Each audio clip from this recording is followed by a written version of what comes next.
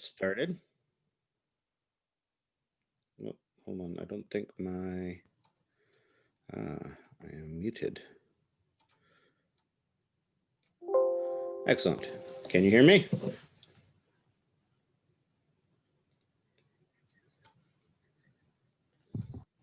Excellent. All right. Well, now I can hear you too. So I apologize if anybody has already spoken. I apparently had my speakers muted, but they are on now. All right. Excellent.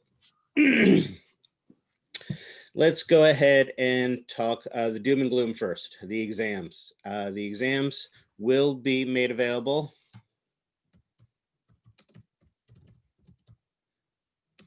after class today for 24 hours, just like normal, so that you'll have an opportunity to take a look at your exam, see what you did well, see what you need to still work on.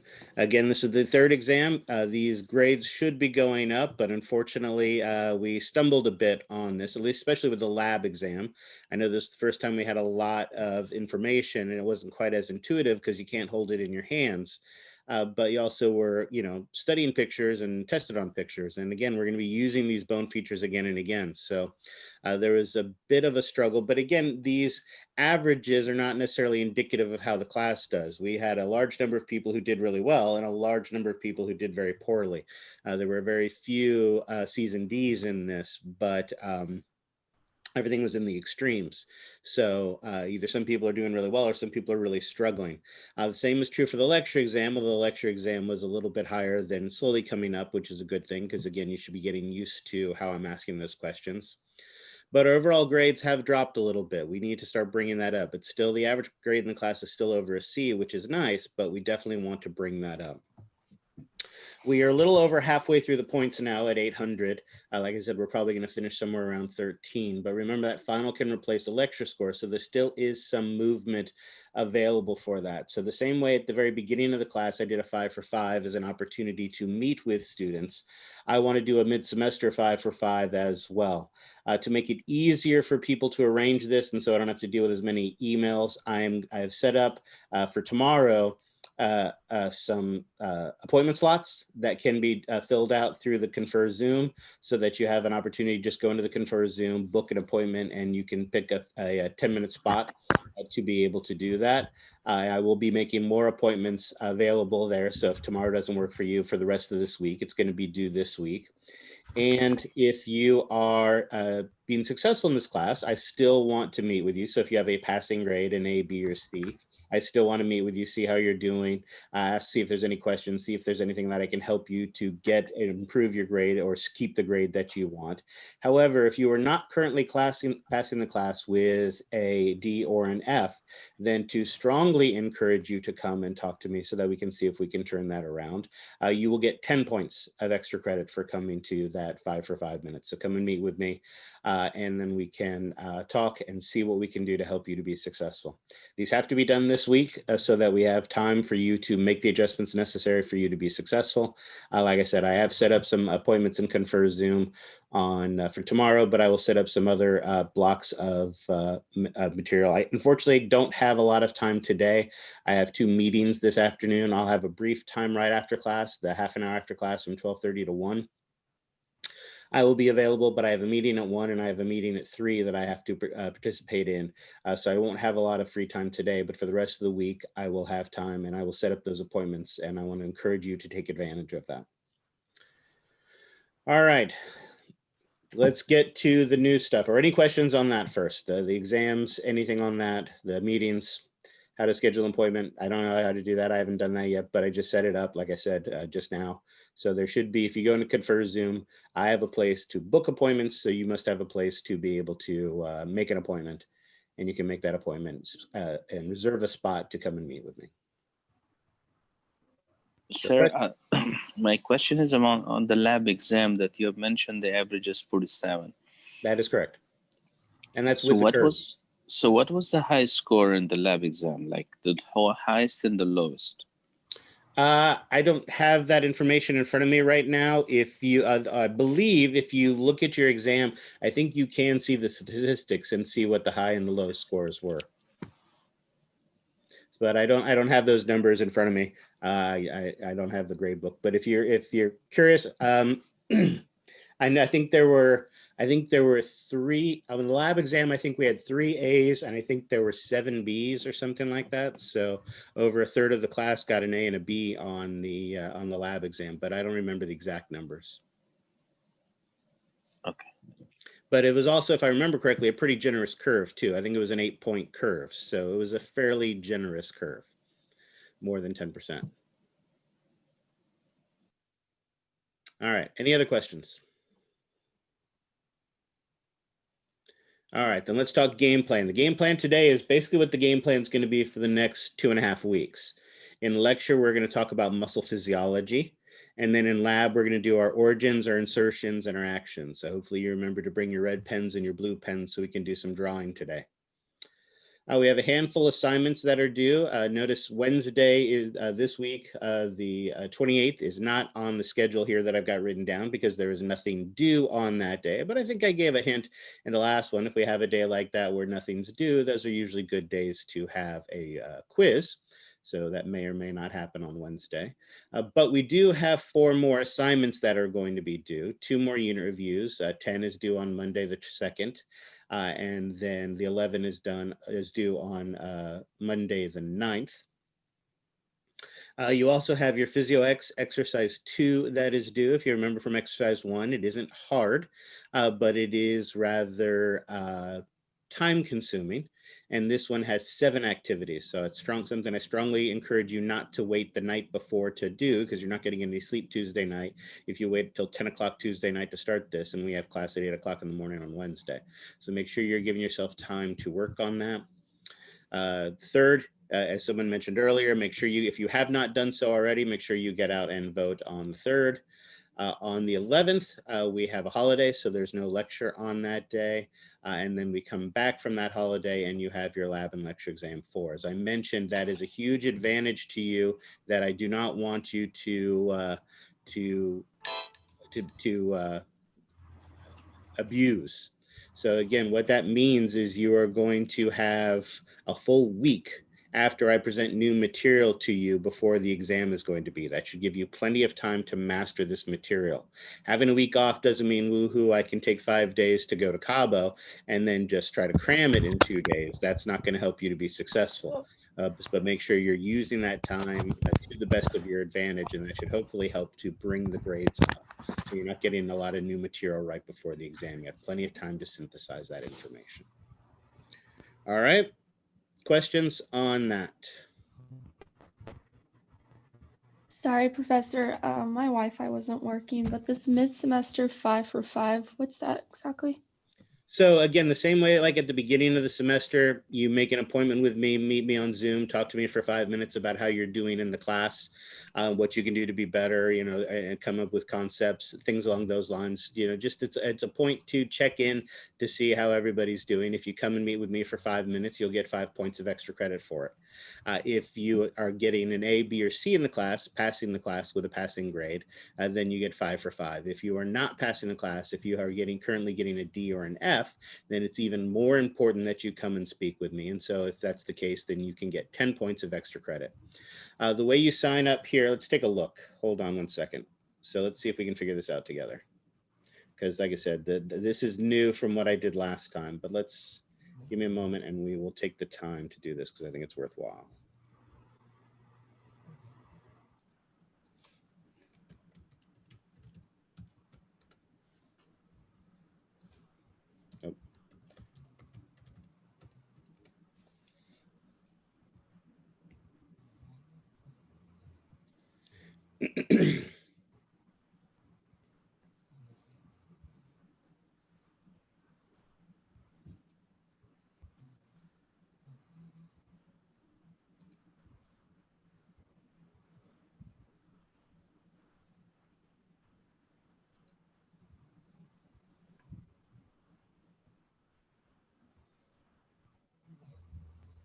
Okay, so this doesn't work for me. I don't know what the student version of this looks like, but here is what I can show you.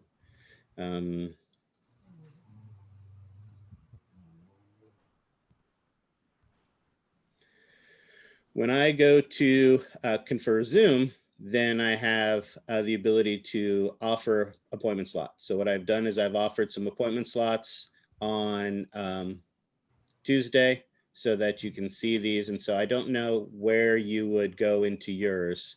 My guess is you probably have a tab similar to this, like appointment booking. So my role as a teacher, so I don't know what it looks like as a student.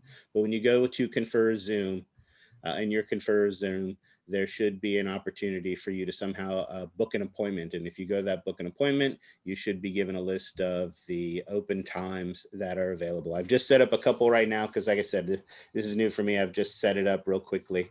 And a couple of these are already taken. I don't know if people stole the spots already or whatever, but there are some 10-minute slots that are available within this time between 9 and 10:30 on Tuesday, and I will set up some additional ones for the week for you to be able to do that. So somewhere under Confer Zoom, you should be able to find a place where you can book your appointment. Has anybody bothered to look at it to see where you, and how you do that? There you go. So a couple people have already booked it. So you just go.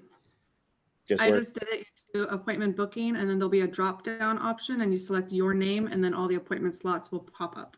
Perfect. Again, Haley, those are these are just real quickly. I did it right before class just to see if I could do it because I knew it was possible to do it, but I hadn't done it yet. I will be setting up appointment times throughout the week. The only thing I mentioned is I won't have any appointments today, and my office hours will only be a half an hour today after class. So I didn't want to set up 5 for 5 meetings during that time in case people had questions about the exam or things along those lines, because I have meetings today at 1 and I have meetings today at 3.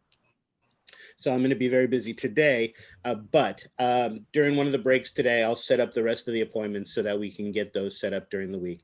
I will set up times that are convenient for me. If those times don't work for you, then send me an email and we will try to make some other arrangement at some other time.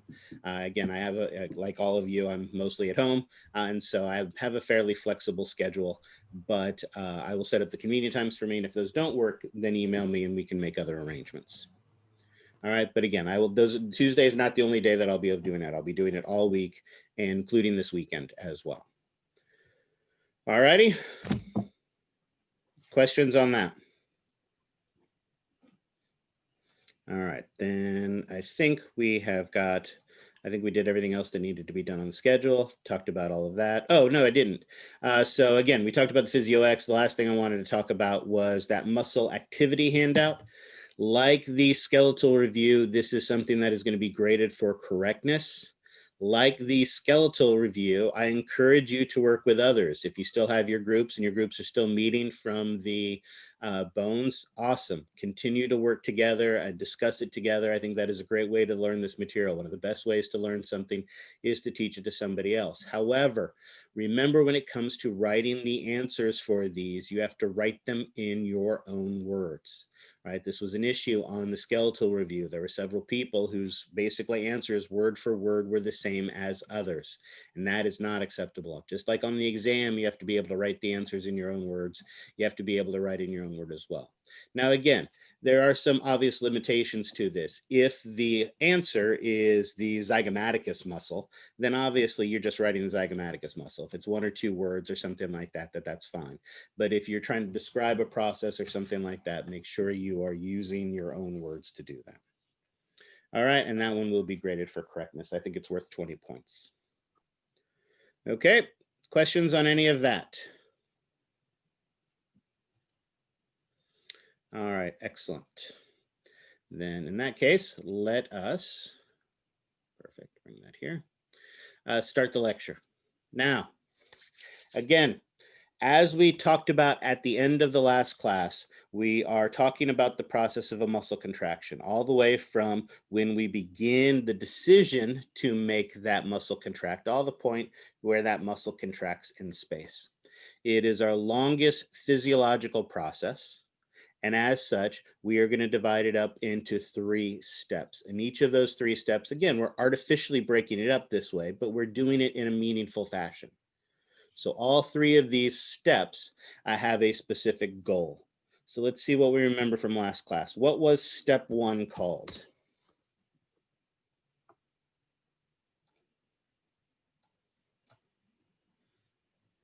Communication at the neuromuscular junction.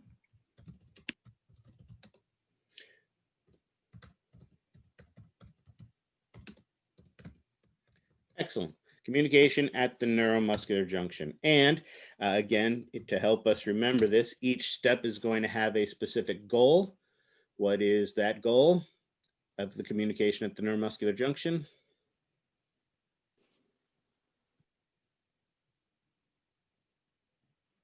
All right, Laura, you're talking, but you're muted if you're talking to me.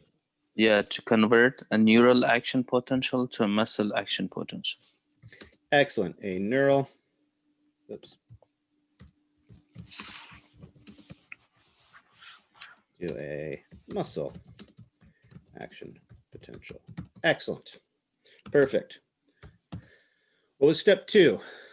Excitation, contract coupling.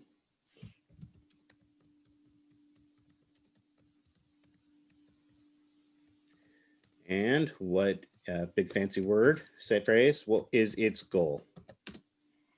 To move the regulatory protein by using calcium. Excellent.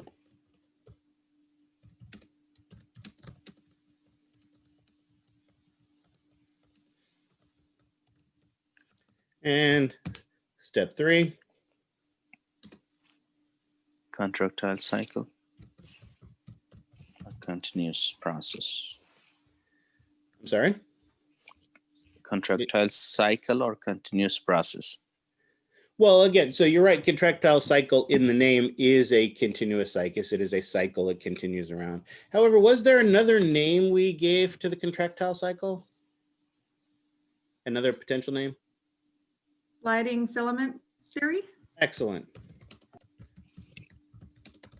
Because as we will see, it is those contractile proteins sliding against each other that allows us to accomplish our goal. And what is the goal of the contractile cycle?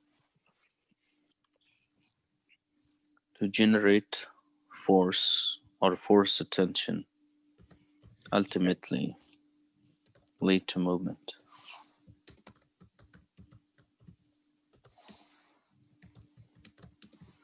Excellent. I like that. Perfect. So there you go. We have these 3 artificial but meaningful divisions of this process. And again, one of the important things to remember is a contraction is a continuous process. So one of the things to think about when we're talking about these 3 divisions, these 3 parts, guess what? The last step in part 1 is also what? So the last step of communication at the neuromuscular junction is what? The first step in step 2. Exactly.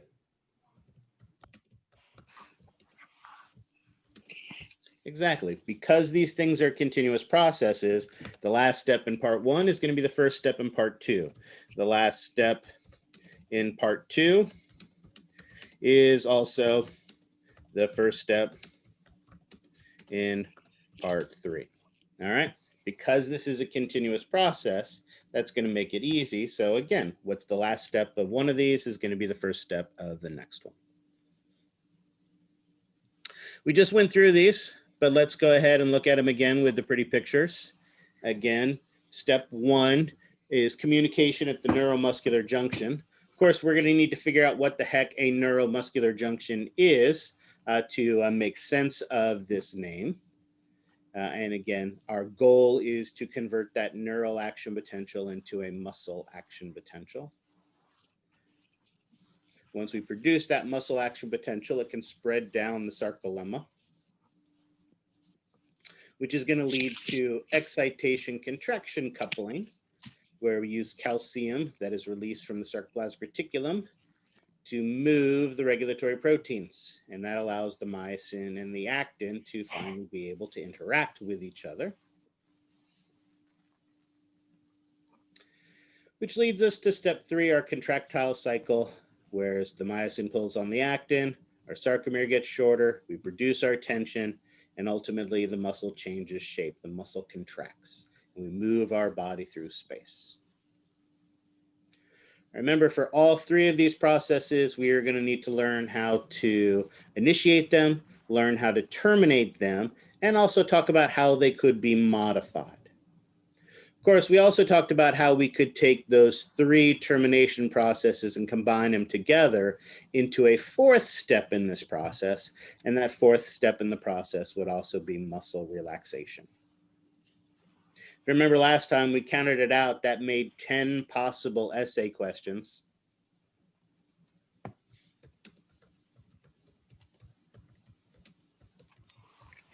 And I guaranteed you that at least 2 of those will be essay questions on the exam, and maybe possibly a third.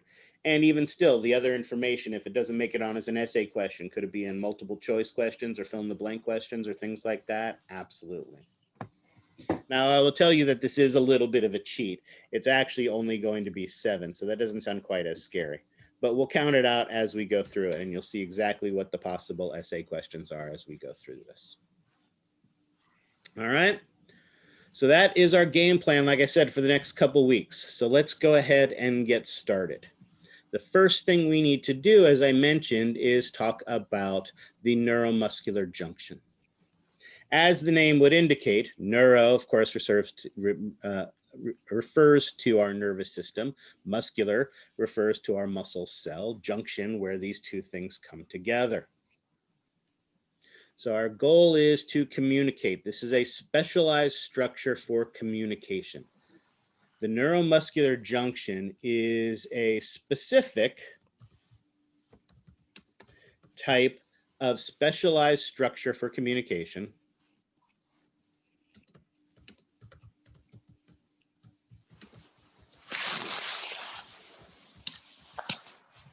known as a synapse. So synapse, so the general term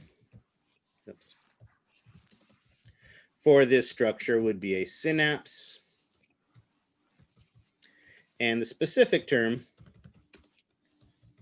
and I'm just going to abbreviate it here for space, neuromuscular junction, because we've got it written out elsewhere.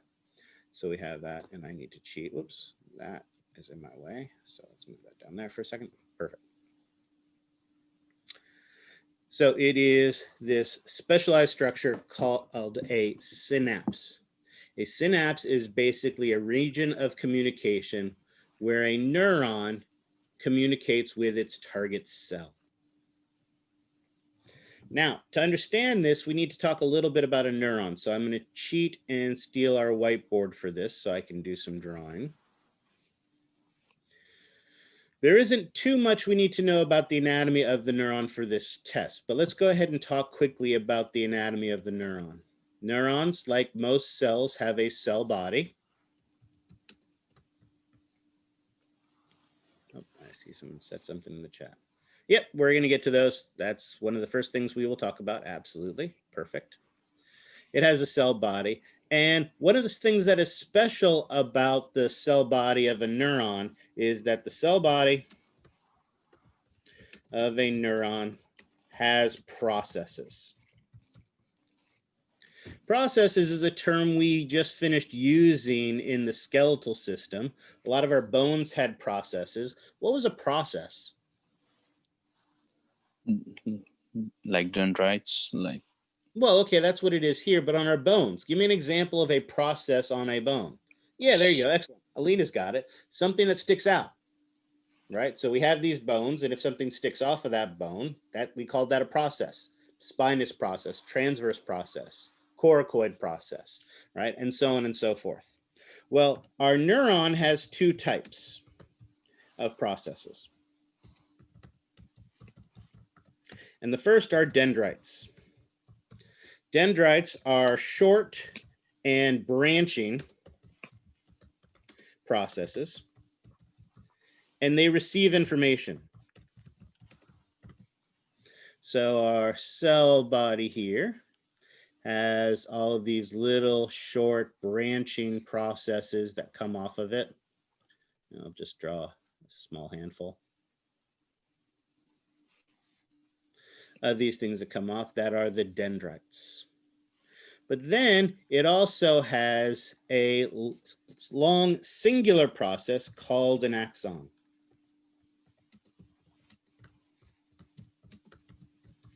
And its job is to send the information. That axon is a long, singular, unbranched structure. You have neurons that are located in the small of your back in your spinal cord, and their axons go all the way down to your big toe, right? That's like a meter in length, right? Someone like, Yao Ming, that's like 75 feet long. These things are really, really, really long, or have the potential to be really, really long. Long, single, unbranched, and they carry information. However, once they get to their destination, they do indeed branch. And when they branch, they form a structure called an axon terminal.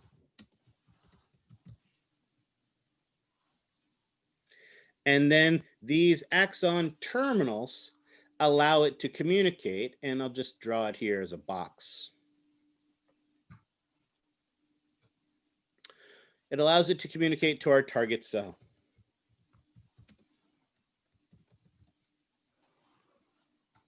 So this area, and I'll draw a light circle around it.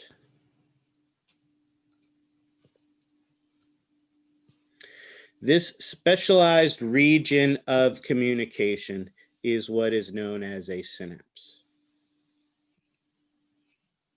And it is indeed specialized. There are three main components.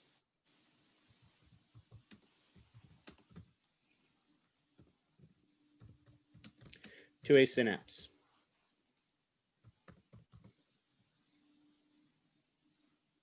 Now, in this case, we will specifically talk about the neuromuscular junction.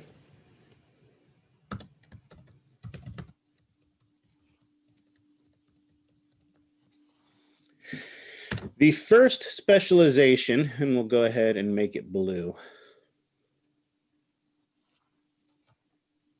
is an enlargement. Oh, no, hold on. There. Nope, still don't like that. There.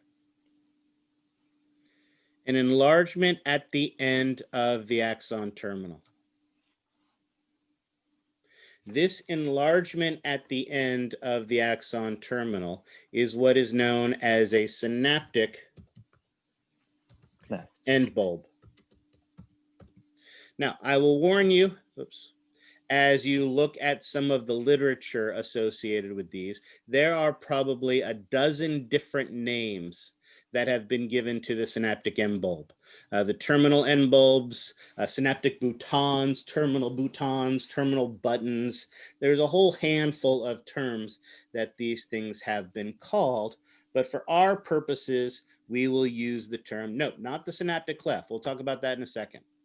We will use the term synaptic end bulb. As always, you are welcome to use any appropriate anatomical term, but I will use the term synaptic end bulb just for consistency.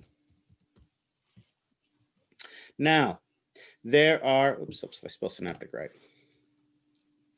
This synaptic end bulb has two specializations to it. Now, the first has to do with how it communicates. We know that our, oops, hold on. I want that to stay blue.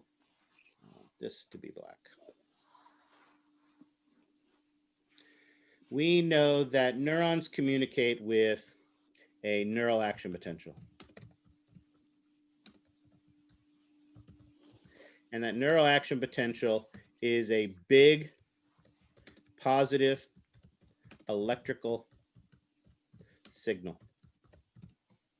It's like a big wave that travels down the axon.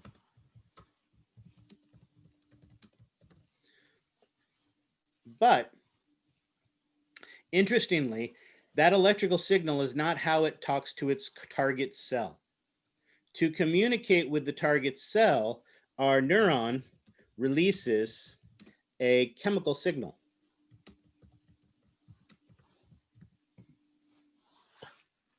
That chemical signal that is going to be released has a special name, and it is a neurotransmitter. Again, that would be the general term.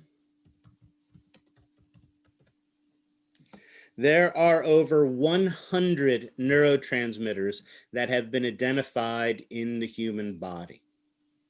However, at the neuromuscular junction, our neurons release one specific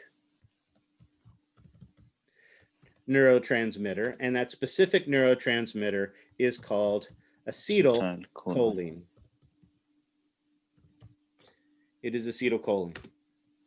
And once you've spelled out acetylcholine once on the exam, you can abbreviate it ACH. So let's sneak this up here.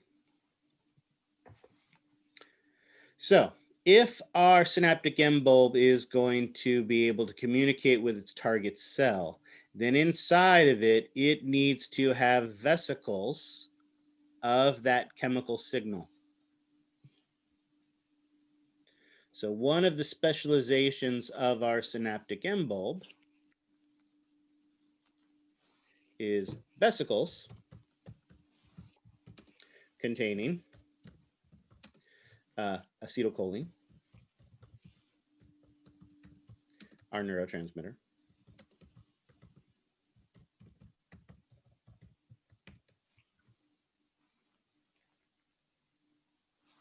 ultimately, releasing this neurotransmitter is going to cause the cell to contract, the muscle cell to contract. And do we want our muscle cell contracting all the time?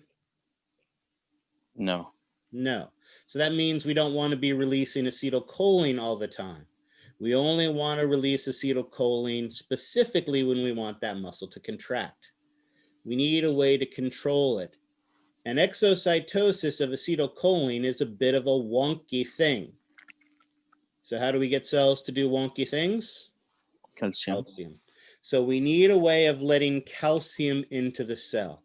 And so on these synaptic M bulbs, we are going to have a special type of channel called a voltage-gated calcium channel.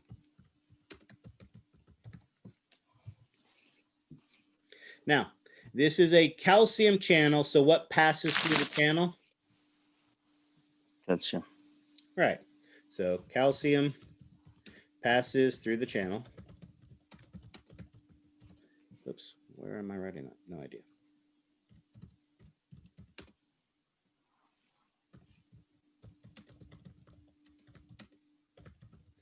But this is a gated channel, meaning that it can be opened and closed. And what do you think the key for unlocking this channel is? If it is voltage gated, what do you think changes and opens that gate? Action potential. It could be the action potential, absolutely, but more specifically, it is a change in the membrane potential. We know all cells have a membrane potential in it, so it is going to be a change in the membrane potential. Now, you are absolutely correct that it is going to be that action potential that changes the membrane potential. The pumps play an important role in getting the cell back to where it wants to be. Remember that, yeah, and absolutely, depolarization would be the term for this, gated change in the membrane potential. And that change in the membrane potential is going to open that channel and let calcium come in, and then it is going to release its neurotransmitter. So that is the first specialization of our neuromuscular junction. Now, it means the first specialization, it means they have the vesicles, right? And well, no, remember I said there are three main components. I'm sorry, maybe I just used the wrong word. There are three main components to our synapse. The first component to our synapse is the synaptic M bulb, which has two specializations, the vesicles and the voltage-gated channels. So yes, you are correct.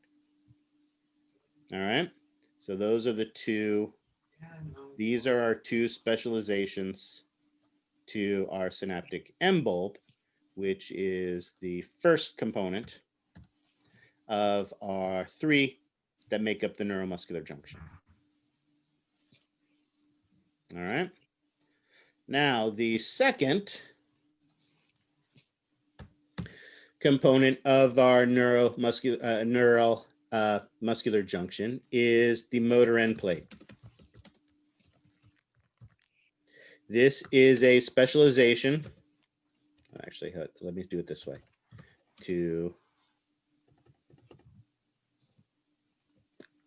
This is the specialization of the muscle cell, whereas, of course, our synaptic end bulb is a specialization of the neuron. And our muscle cell needs to be able to receive that signal. So it has 2 specialization as well. So I'm going to abbreviate that. Motor end plate has 2 specializations.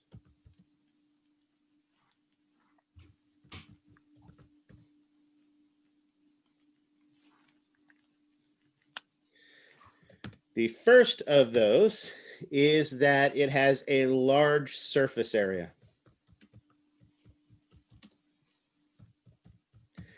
It has many folds or invaginations.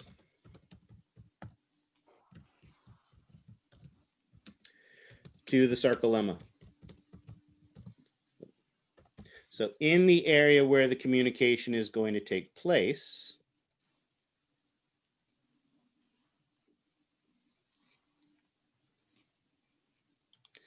the plasma membrane has these massive invaginations in it that increase the surface area, allowing for more chance of that chemical signal to come in contact with the cell's wall. And by having lots of nooks and crannies in it, it helps to capture the chemical signal and keep the chemical signal there for longer. Of course, the other thing that we're going to need is something for that chemical signal to bind to. So towards that end, we are also going to have some special channels. And I'll go ahead and put a couple up here just for the heck of it. Some special channels for that acetylcholine to bind to. And these are chemically gated cation channels. Again, fun with vocabulary.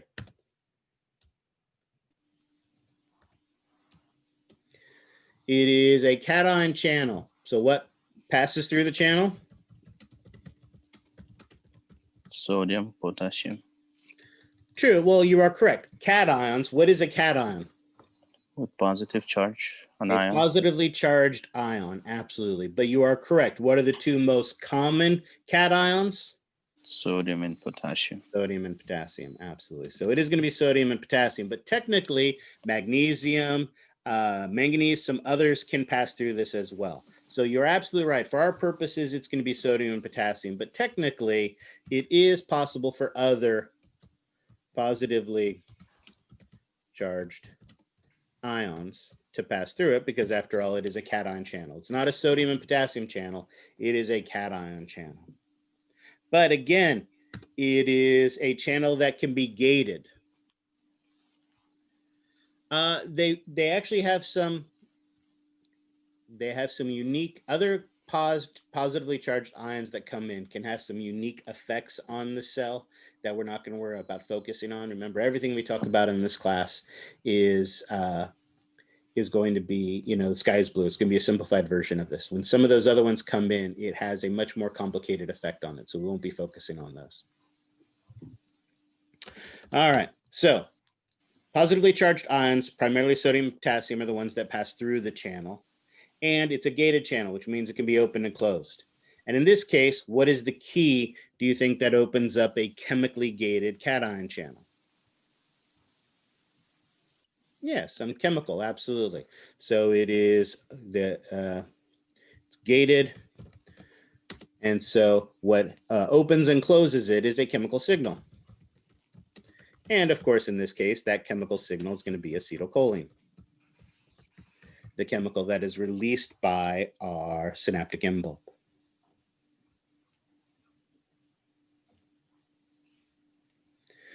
But notice one more thing about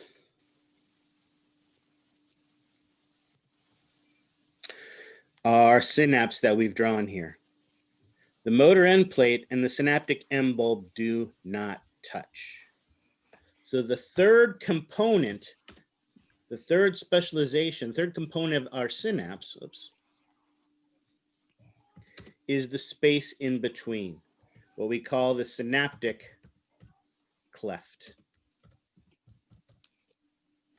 This is the space between the neuromuscular junction and the motor end plate.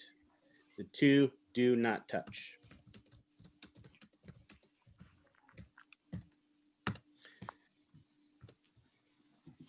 Now, I say space in between, but is it truly a void of space with nothing inside of it? No, of course not. It is outside of the neuron and it is outside of the muscle cell. So not surprisingly, it contains extracellular fluid or interstitial fluid because it is outside of the cell. But that doesn't mean that there aren't some specializations in this area. In this area, we're going to find something very special that I guarantee at some point or another you're going to have to spell on the exam. It is a special enzyme. And that special enzyme is acetylcholine esterase, which again is a big alphabet soup term to have to spell out. But the good news is once you've spelled it out once on the exam, you can abbreviate it ACHE. And it's an ACE, so of course it breaks things down. And what do you think acetylcholine esterase breaks down? Acetylcholine. Acetylcholine, exactly.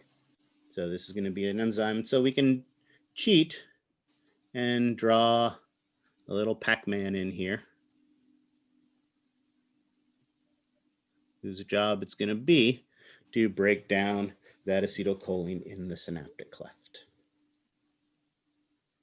All right. I've done an amazing job of drawing the pretty picture for this, but let's take a look at the pictures from your textbook. Here we see that illustration, and here we see a really nice view that does a good job of showing the exact same thing that I have just talked about. Here we have that drawing of the synapse. Notice here, and I'll just use my highlighter rather than drawing on all of this. We have our enlargement, which is the synaptic end bulb. It is the end of the axon, the end of the neuron. So this is the nervous specialization to our neuromuscular junction. Notice it has vesicles containing our acetylcholine, our chemical signal for communicating, and it has those voltage-gated calcium channels that are going to control the release of our acetylcholine. Second, we have our motor end plate. Our motor end plate has a specialization in that it has these major folds, these invaginations in the plasma membrane that dramatically increase the surface area. And it has our chemically gated cation channels, where notice a chemical. And notice also, you'll see it sometimes in the literature, they will use the term ligand gated. Ligand just means some kind of molecule. So ligand gated, chemically gated mean the exact same thing. So if you see that term ligand gated, don't be confused by that. It just means chemically gated. A ligand is just a molecule, generic term for a molecule. So we have those chemically gated cation channels that are going to allow those cations to form. And notice there's the space in between. The two cells do not touch. And that synaptic cleft contains our interstitial fluid and also contain a special enzyme called acetylcholinesterase to break down the acetylcholine. Again, our neuron communicates with the target cell, in this case, our skeletal muscle cell, by releasing a chemical signal. And the generic term for that chemical signal is a neurotransmitter. There are over 100 different neurotransmitters that have been identified, but at the neuromuscular junction, one and only one neurotransmitter is used, and that is acetylcholine. So it stores and releases massive amounts of that. And so, of course, our motor end plate has to have those special acetylcholine receptors, those chemically gated cation channels, to receive that signal. How are we on time? Weird, excellent. Okay, perfect. All right. So what we need to do now then is describe this process. So any questions on this?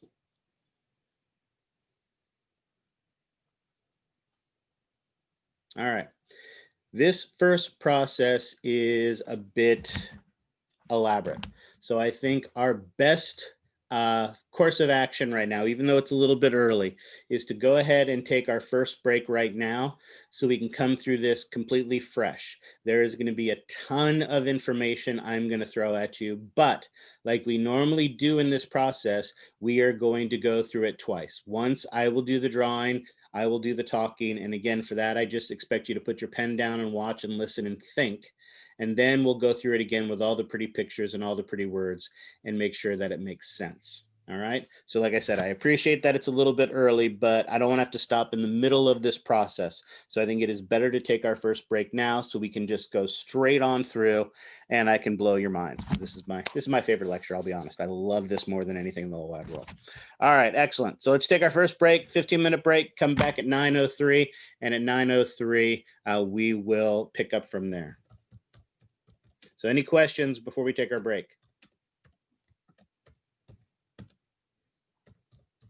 All right, see you in 15 minutes. I have one question, sir. I have one answer then. Okay, my question is about the magnesium. Like if magnesium is replaced or calcium is replaced by magnesium, like in the when the calcium is binding with the troponin and then converting my troponin. So if magnesium is connected or binded instead of calcium, what changes will we can see, or what would be the effects? Magnesium can't bind to the troponin. Can't? No. Okay. So yeah, Okay. so it wouldn't, yeah, it has to be calcium that binds to it. Thank you. Yep. All righty, see you guys in 15 minutes.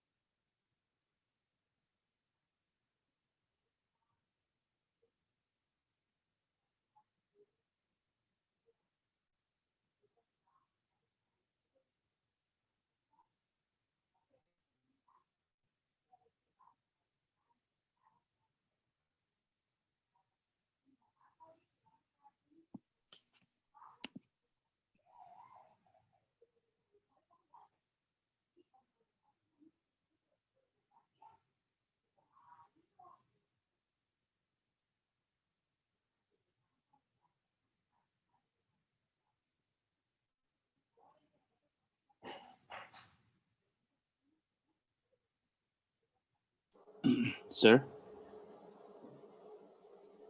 Yes. I don't know whether you can see that the people who has already got the appointment or filled the slot for the appointments. Do you see the names, or like do you see my name? I About haven't looked at it yet. Hold on 1 second. Oh, thank you, sir. But I can check that. Is that what time did you sign up for? It was 9:10 to 9:20.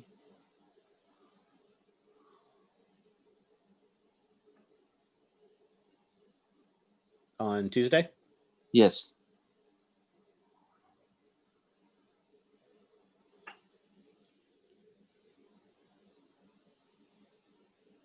Yes, it does show me who the student is that signed it up. Yes. No, thank you so much.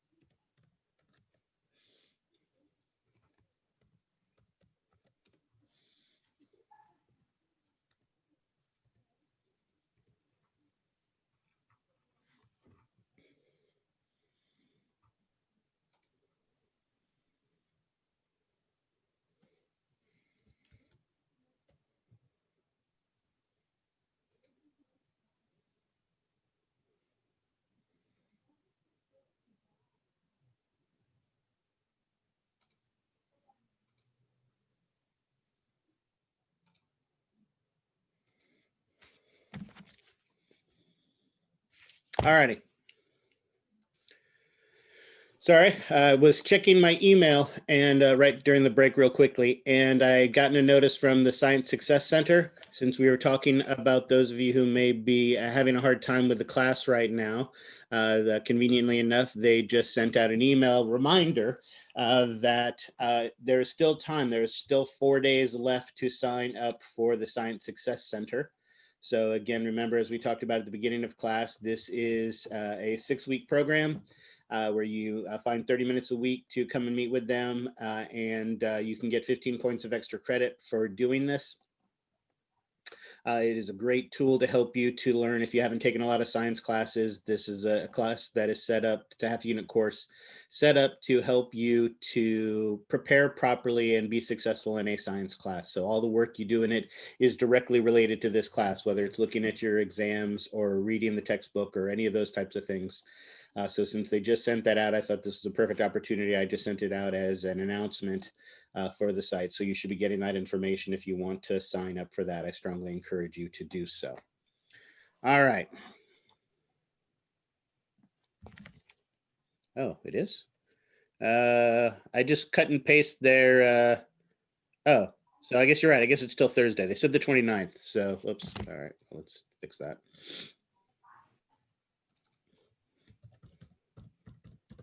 There we go. Thank you. So it looks like Thursday then, the 29th. They said the 29th. So yeah. So that is, thank you. Excellent. That's that.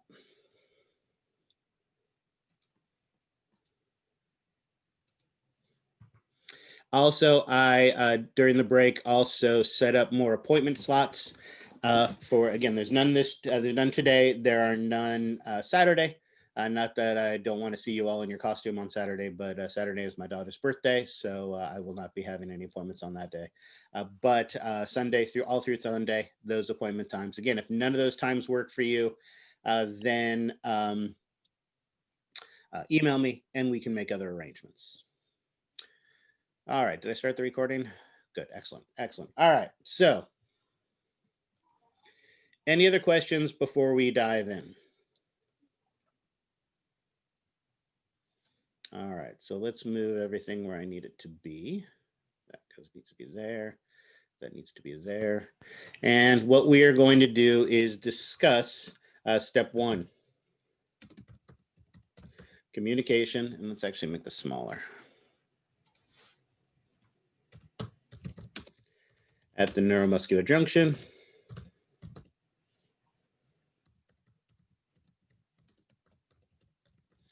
And because it is always good to be redundant, what again is our goal of this step?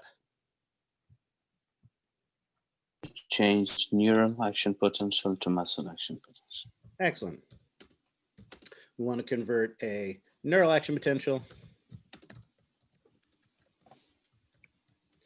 into a muscle action potential.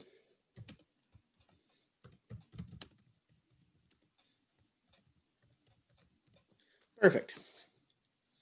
And put that up there so it's out of the way. Excellent. To do that requires 3 main components. The first component, as we see coming down here, we'll start it up here. We'll start over here.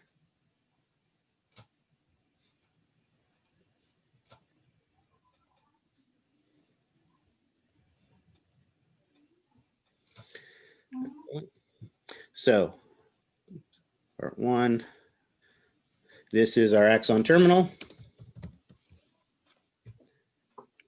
And it terminates at our synaptic end bulb.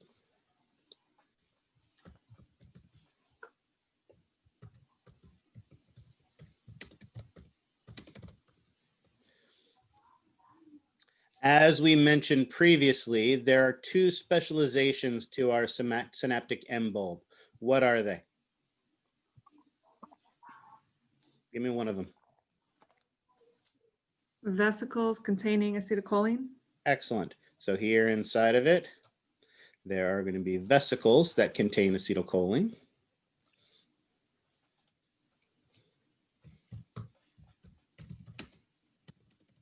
I'm going to abbreviate it for space. And let's go ahead and put some dots inside of this. Oops, that's not a dot, hold on.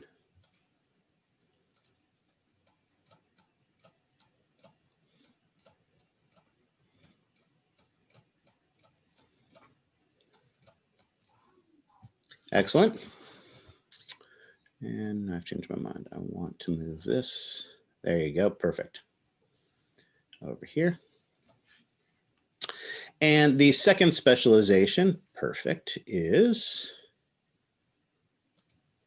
voltage gated calcium channels. So here's a channel and here's a channel. And we'll go ahead and write that above it right here. Voltage gated calcium channel. Perfect. All right. So that is component 1. Component 2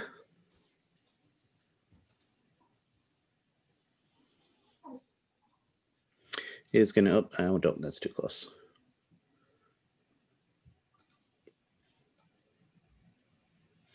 Is going, so there's our sarcolemma of our muscle cell. And let's go ahead and cheat and we'll give it a fancy circular cylinder end of it to it here.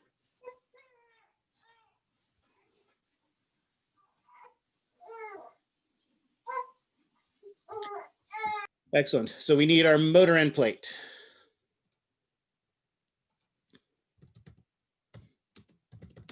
And we know our motor end plate is going to have 2 specializations to it as well. What are its 2 specializations?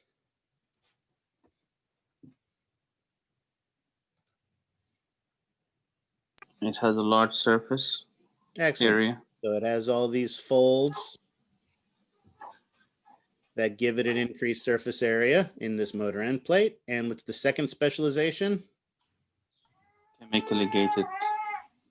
Well, chemically gates are chemically voltage gate channels. Chemically gated cation channels, exactly. So we'll put 3 of those here and label them as well.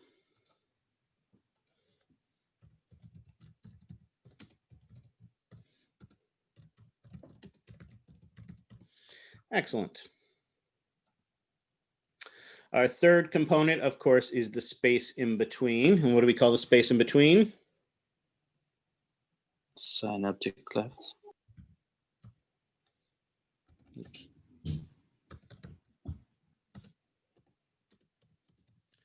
Excellent. As we know, the synaptic cleft contains interstitial fluid.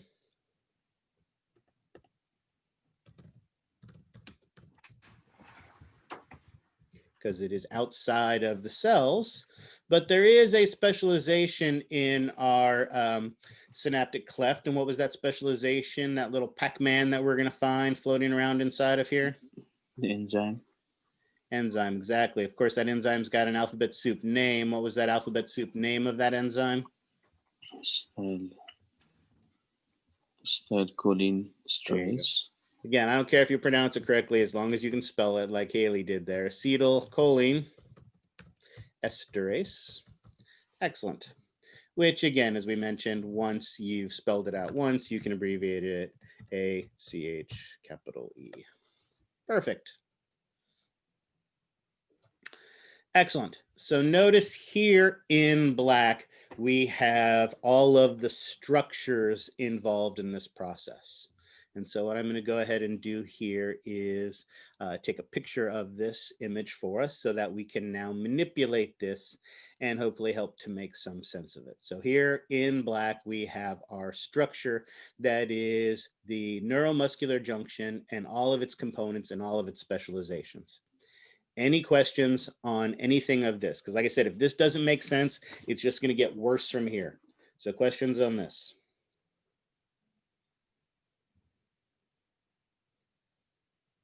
All right, excellent. Stunned silences. I love those. Excellent. So our first goal is going to be to start the process, to start communication at the neuromuscular junction. Of course, we're going to need a fancier word than start. So remember the word we're going to use is initiate.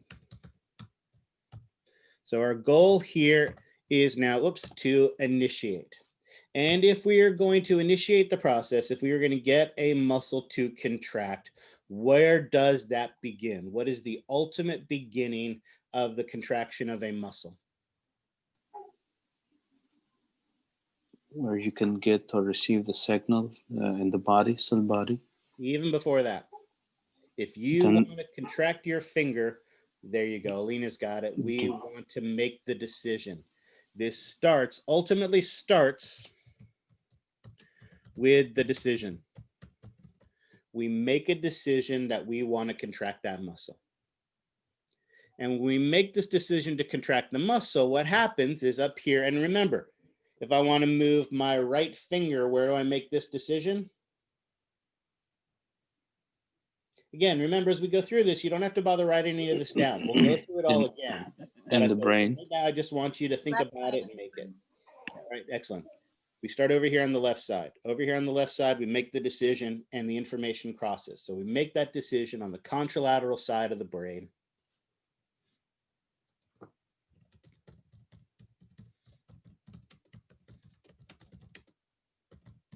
And when we make that decision, we produce a neural action potential. All right. And as I hinted at before, this neural action potential is a big positive signal.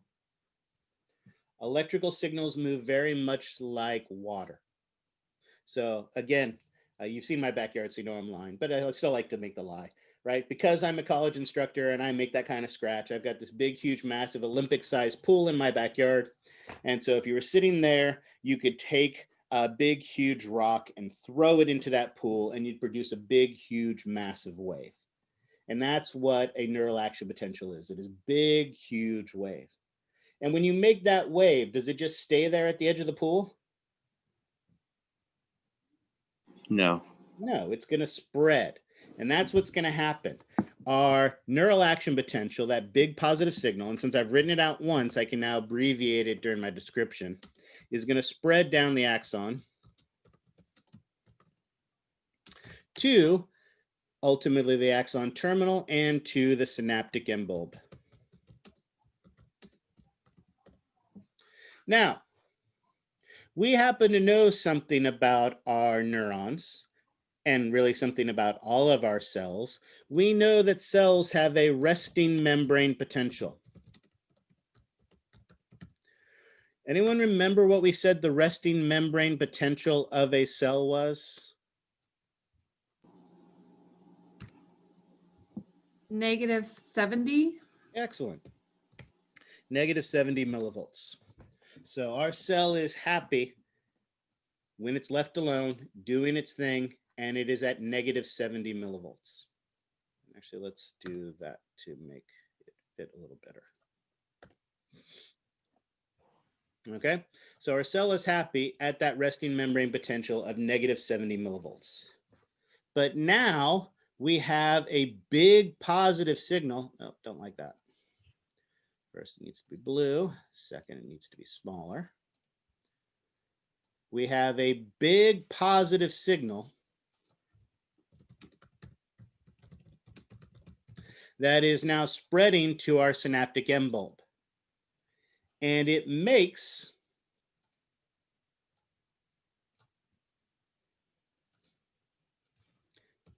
the synaptic end bulb more positive. Now, we happen to have a big fancy name for that I think I saw someone write on the chat earlier. What is the big fancy name we have for when you make something more positive?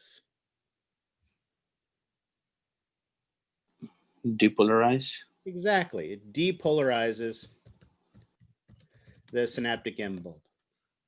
So that big positive signal spreads to the synaptic end bulb and makes the synaptic end bulb more positive. Now, remember, over here we have these voltage-gated calcium channels. And what opens a voltage-gated calcium channel? Calcium. No, calcium is what passes through the channel. What is the key that unlocks the door? The electrical signal. Yeah, a membrane change, absolutely, right? If we make the cell more positive, it's going to open that channel. Now, do you think taking the cell from -70 to -69 is going to be enough to get it to open? Or -68 or -67? No. No. But is there going to be some critical point where if it gets positive enough to that critical point, that channel is going to open? Yeah, Adina's right. It is indeed a 10 millivolt change, but we need a fancy word for it. Anyone know what that fancy word is for a big enough change to get one of these channels to open? The threshold. No. Yeah, oh, yes. I'm sorry, threshold, absolutely. So yeah, so our goal here is to reach threshold, right? If the depolarization is big enough to reach threshold, and threshold in this case, as Adina pointed out, was a positive 10 signal. So that means the cell must reach -60 millivolts. If the cell reaches -60 millivolts, if we get that +10 change, and again, we have this big, huge wave, is it likely to reach that? Absolutely. If it is big enough to reach threshold, then our voltage gated, and I'm going to abbreviate it now because I've written it out once, voltage gated calcium channel opens. All right. Our voltage gated calcium channel is going to open. Excellent. Now, when it opens, what is the immediate effect, do you think, of opening that channel? Calcium passes. Yeah, calcium is going to, oh, now that we've opened the channel, calcium can move. And is calcium going to move into the cell or out of the cell?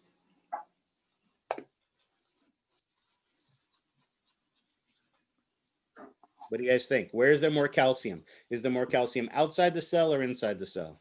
Outside the cell. Outside. So Allison's got it right. Absolutely. So when that channel opens, what happens is calcium enters the cell, or more specifically, enters the synaptic envelope. All right. So what happens is calcium enters. And so we have all this calcium, and let's do it as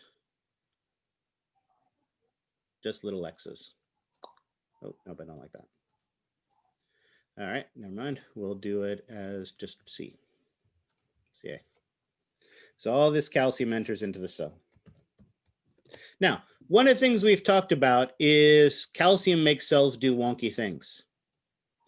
And cells don't like to do wonky things. So one of the things that these synaptic bulbs are going to have is they're going to have calcium pumps on them.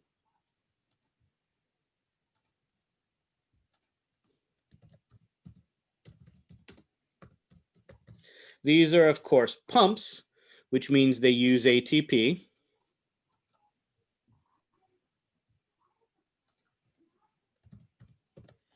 And their job is to use that ATP to kick calcium out of the cell. So as we talked about, normally calcium levels in the cell are, excuse me, are very, very low. Normally calcium levels in the cell are very, very low. But now we open all these voltage gated calcium channels and all this calcium is rushing in. Are these pumps going to be pumping calcium out? Yeah, absolutely. But think of it this way. If you are in a rowboat and I take my drill and I drill 75 holes into the bottom of your boat and you have a little hand pump, that hand pump can move the water out of your boat. But are you going to be able to move the water out fast enough for as fast as the water's coming in?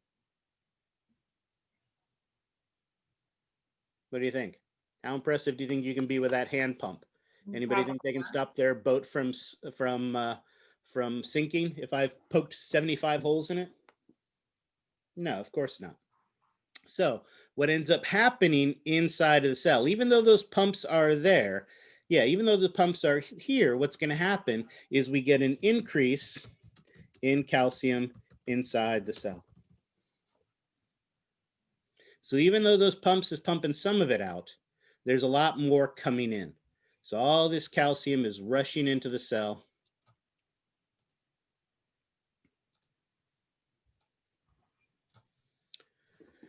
And we have an increase in calcium in the cell. And calcium, as we know, makes the cell do wonky things. In this case, the wonky thing it causes it to do is calcium triggers the exocytosis of acetylcholine. Notice the key word that I said there, it triggers this.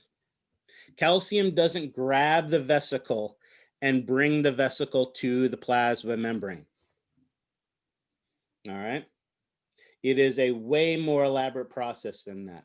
There are actually 25 proteins involved with grabbing that vesicle, bringing that vesicle to the plasma membrane. Once it gets to the plasma membrane, it has to bind to the plasma membrane. When it binds the plasma membrane, it has to open up the plasma membrane so that it can release its acetylcholine into the synaptic cleft.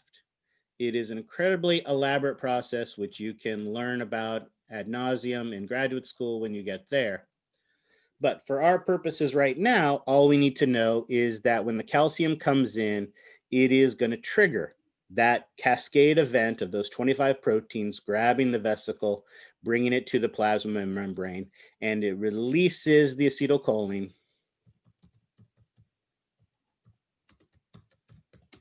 into the synaptic cleft. All right.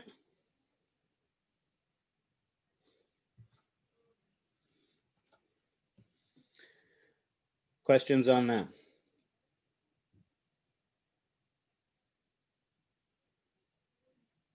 All right. Now, when this acetylcholine is released, is it just going to stay there shy and huddled against the wall of the synaptic end bulb? No, of course not. We know things diffuse from a high concentration to a low concentration. So what's going to happen next is our acetylcholine diffuses across the synaptic cleft.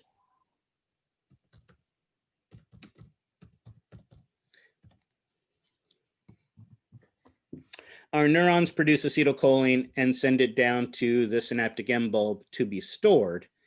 And then when we produce this action potential, we release the acetylcholine. So notice the acetylcholine was already stored in here to begin with. So now we're just releasing it. So it diffuses across the synaptic cleft and it binds to the, and again, I can abbreviate it because I've written it out once, chemically gated cation channels. So our acetylcholine, there, come and binds, come and binds, come and binds, come and binds, come and binds, come and binds. Perfect. And of course, when it binds, I want to put it there.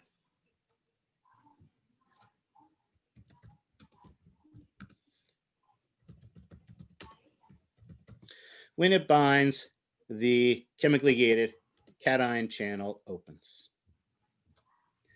And of course, when it opens, cations are going to flow. Which cations did we say were going to flow? Sodium. Right. Sodium and potassium. Excellent. Now, let's think about it. Which way is sodium going to flow? Into the cell or out of the cell? Where is there more sodium? Outside the cell or inside the cell? Outside the cell. There's more outside the cell. So which way does sodium move? Inside. Sodium is going to move in. Which way is potassium going to flow? Inside. Where is there more potassium, inside or out? Outside. No, there's more potassium, remember, inside the cell.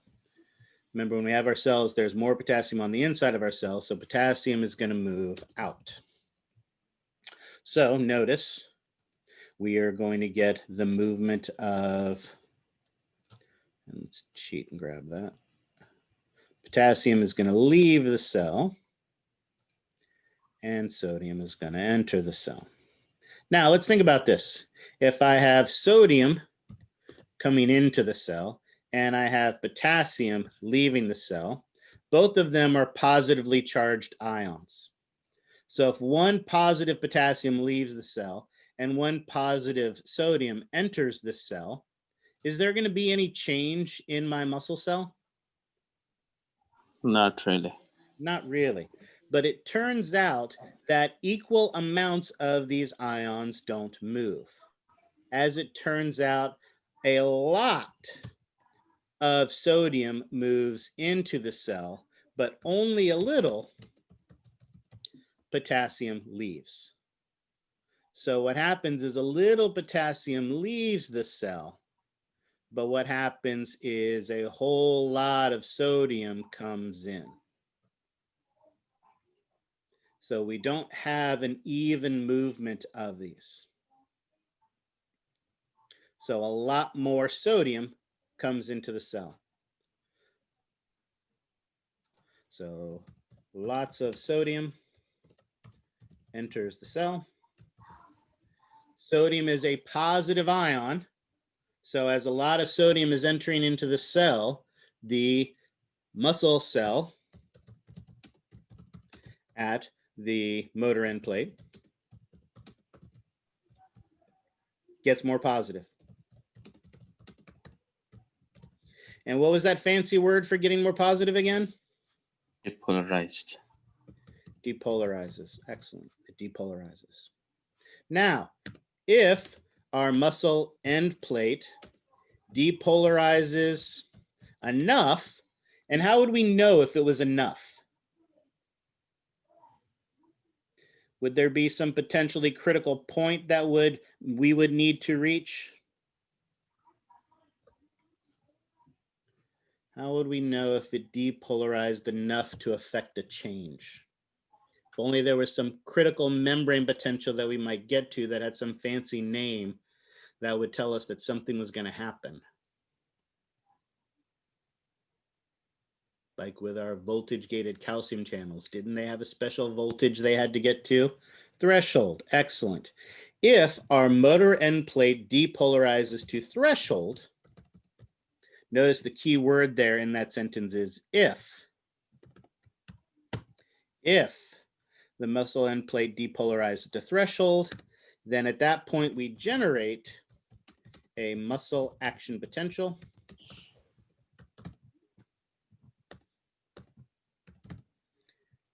And if we generate that muscle action potential, that big positive signal, is it going to stay right here at the motor end plate?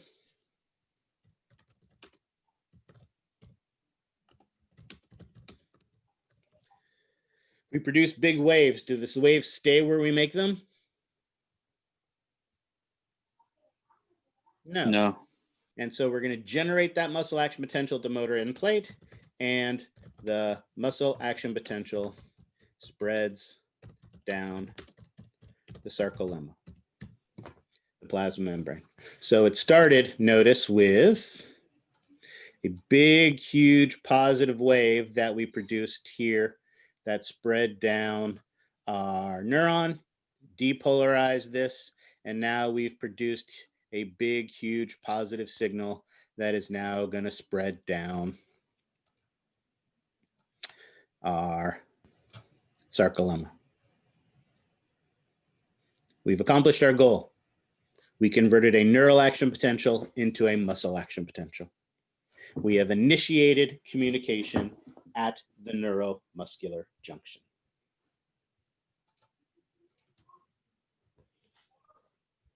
Questions on that?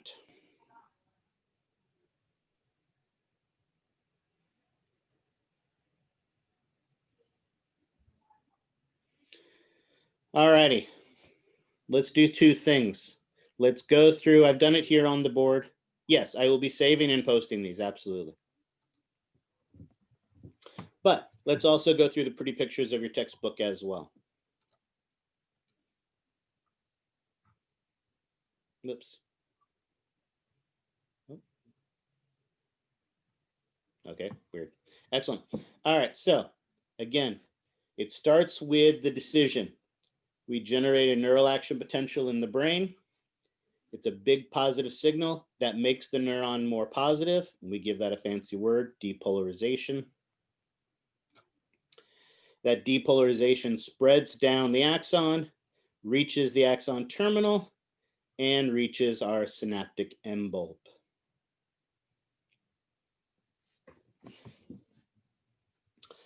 Once that depolarization reaches the synaptic end bulb, what is the immediate effect of that?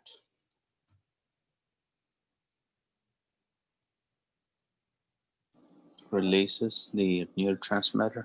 No. That is a correct answer in that is what's going to happen, but it isn't the immediate effect. What is the immediate effect of the synaptic end bulb depolarizing? What's the very first thing that occurs? It opens the channels for the calcium. True, it opens the voltage-gated calcium channels. So we want to be precise in our wording and we want to be specific. So it opens the voltage-gated calcium channels. What is the immediate thing that happens when those voltage-gated calcium channels open? Calcium passes. Calcium rushes into the cell, exactly. Once the calcium rushes into the cell, what's the immediate effect of that? Calcium pump tries to push calcium back out. True, but it's not successful, so that doesn't really help us in this case. But you're right, there are calcium channels that are going to be just trying to pump it out, but we don't care about them yet. They're not able to make a change. As calcium enters the cell and stays in the cell, what does that trigger? Contractile or make contraction. Well, but again, what's the immediate effect? What's the very first thing that happens as the calcium comes in? Yes, the pumps try to pump it out, but the calcium that stays inside, what does that calcium do? It increases the level of calcium. Right. Well, no, true. The level of calcium increases, and then Alina's got it. What's going to happen is that triggers the vesicles to come to bind to the plasma membrane and release the acetylcholine. So depolarization opens our voltage-gated calcium channels. Calcium enters the cell, and that causes our synaptic vesicles to bind to the plasma membrane, and we release our acetylcholine via exocytosis. This right here is a great example of what I'm looking for on the essay questions, right? We'll go over this again, but if you think about it, you can give me completely correct information without giving me the details and the information. One of the things you should be asking yourself is, what is the immediate effect, right? Up to this point in time, what you could say is that you make the decision to contract the muscle, right? And the synaptic end bulb releases acetylcholine. And that statement is 100% correct. However, it lacks the details, it lacks the descriptions, it lacks the steps.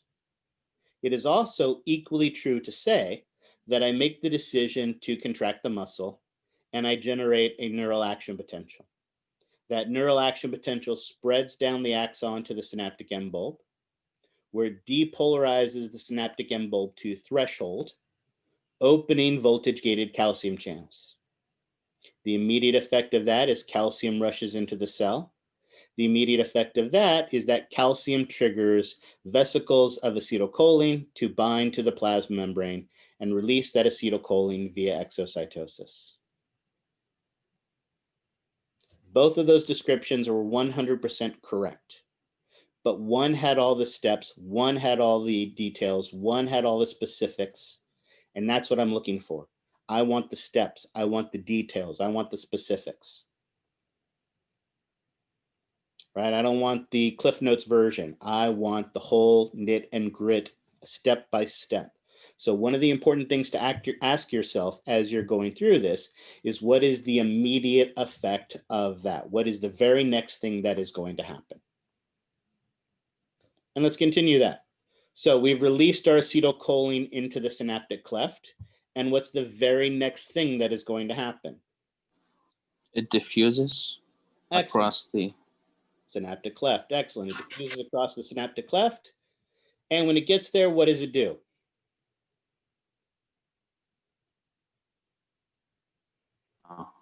Binds to chemically gated cation channels.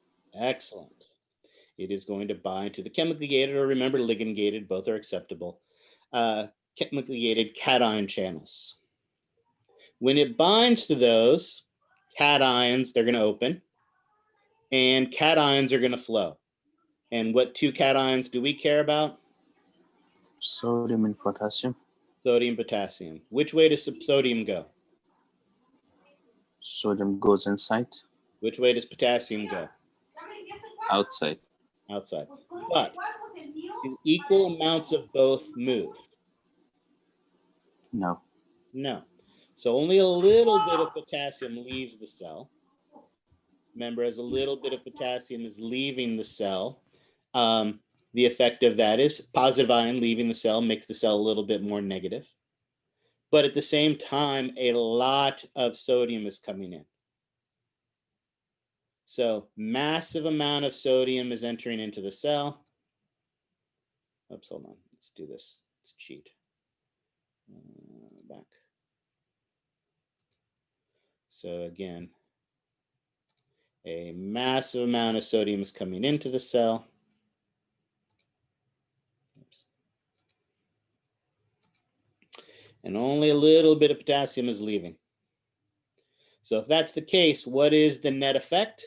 A lot of positive ions enter the cell, very few positive ions in the cell. The cell depolarizes. Depolarization.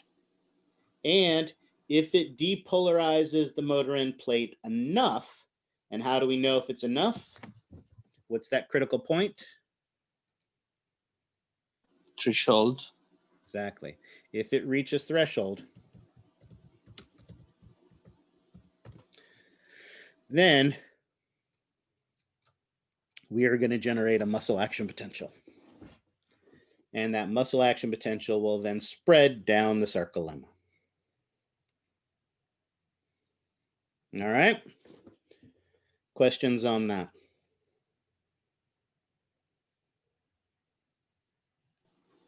So one of the questions, sir, like in the steps when we're explaining the steps, it should be the same wording that you're telling us. The same wording should be added, or if Well, we are again, going to... I don't expect you to say it word for word the same way that I'm saying it. However, are there key terms like a voltage gated calcium channel or a threshold for that voltage gated channel, things like that? Yes, those types of vocabulary things you need to use the precise wording for, yes.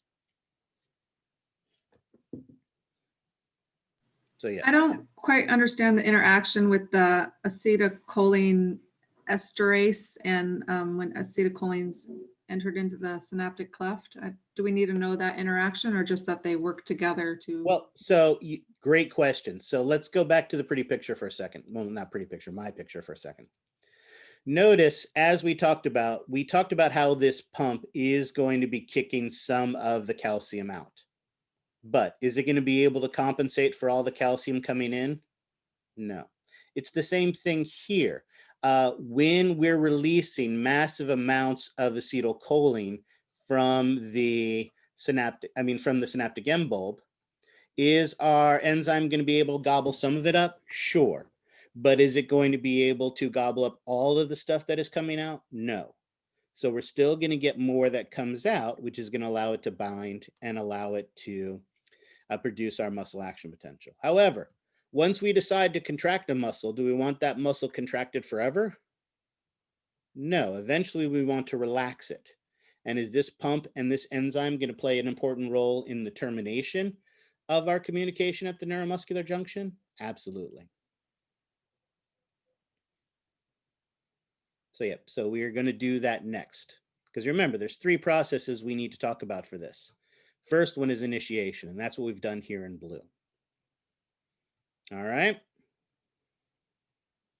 So let me move that there. Let me move that there.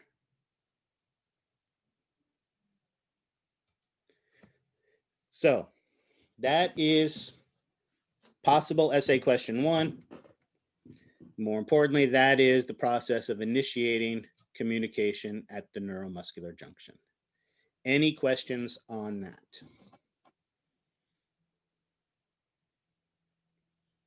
All right, stunned silences, excellent, I like that. So what that means is we can move on to, once we initiate the process, eventually we're going to want to stop the process, stop the contraction. Of course, we're not going to use the term stop, we're going to use, excuse me, a fancy word. We are going to terminate communication at the neuromuscular junction. And terminating communication at the neuromuscular junction, guess where that starts?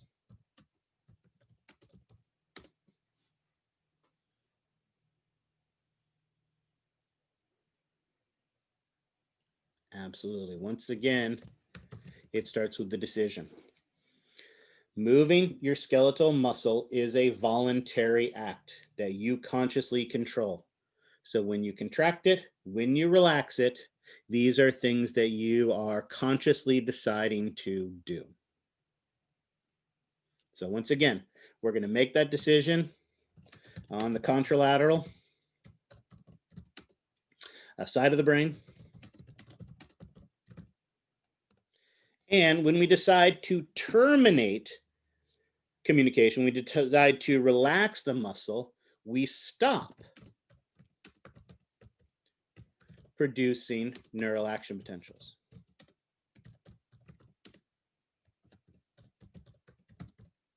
If we stop producing the neural action potential, there is no more big positive signal.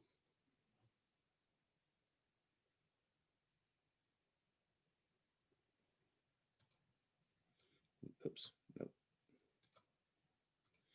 No more big positive signal spreading down the synaptic end bulb.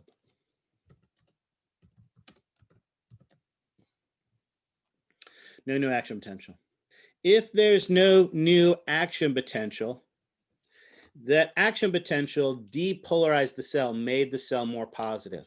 But remember, the cell doesn't like to be more positive. So what's going to happen is our cell is going to want to go back to its resting membrane potential.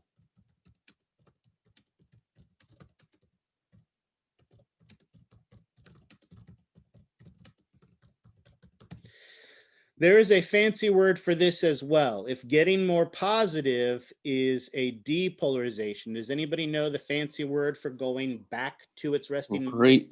Repolarization. Exactly. The cell repolarizes, or repolarization. So repolarization is the process where the cell goes back to its resting membrane potential. So it goes back to -70. Notice if it goes back to -70, our membrane potential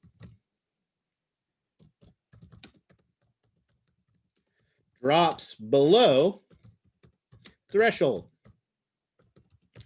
And guess what happens when we drop below threshold on the way back down?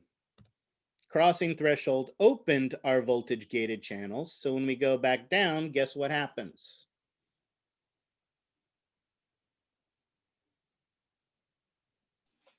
The channels are getting closed.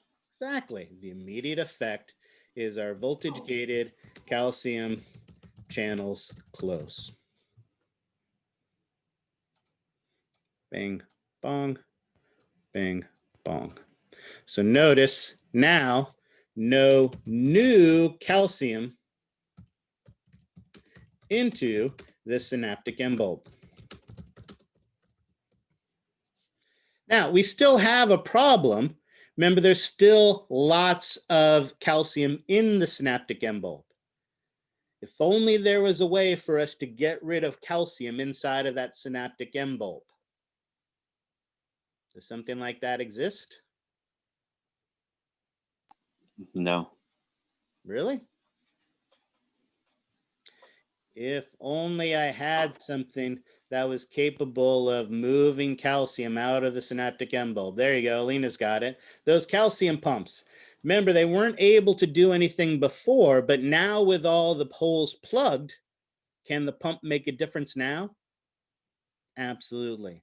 So we'd have no new calcium coming into the synaptic end bulb, and we now have those pumps that are removing the calcium inside the synaptic end bulb. So the net effect of this is there's going to be no calcium in the synaptic end bulb. And with no calcium, guess what we can't do anymore? If there's no calcium to lead the parade, can we get those vesicles to the plasma membrane anymore to release their acetylcholine? Nope. So there's going to be no more exocytosis and no new acetylcholine into the synaptic cleft.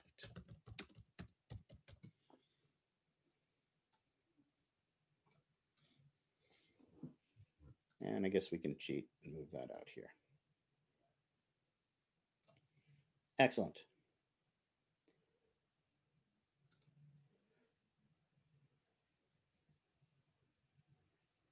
So no new acetylcholine in synaptic cleft, but we kind of have a similar problem to what we had before. Isn't there already a lot of acetylcholine in the synaptic cleft? Yeah, so we need to get rid of the acetylcholine in the synaptic cleft. And luckily for us, there are 3 ways to do that.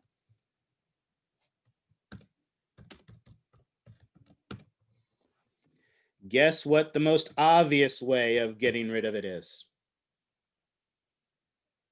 ACHE. There you go. See, you asked about that acetylcholine esterase, and now I see. Notice again, now that no new acetylcholine is coming out, when it chomps away at it, it makes a difference now. But it was still chomping away before, but with massive amounts of acetylcholine coming out of the synaptic end bulb, it didn't make a difference. But once again, now it makes a difference. So the primary way is going to be that enzyme. That acetylcholine esterase is going to break down the acetylcholine into its basic building blocks, and it gets rid of it that way. But while that is the primary way, it isn't the only way. There are going to be 2 other ways as well. Acetylcholine, so step 1, and here we'll make it like Pac-Man. Come on.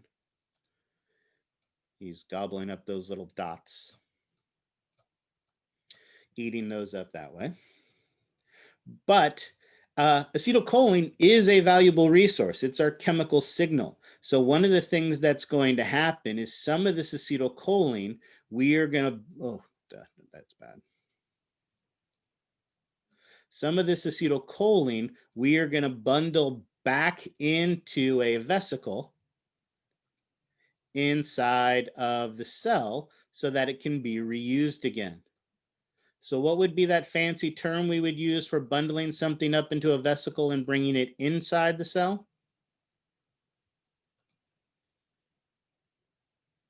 Not exocytosis, but bringing it in would be endocytosis.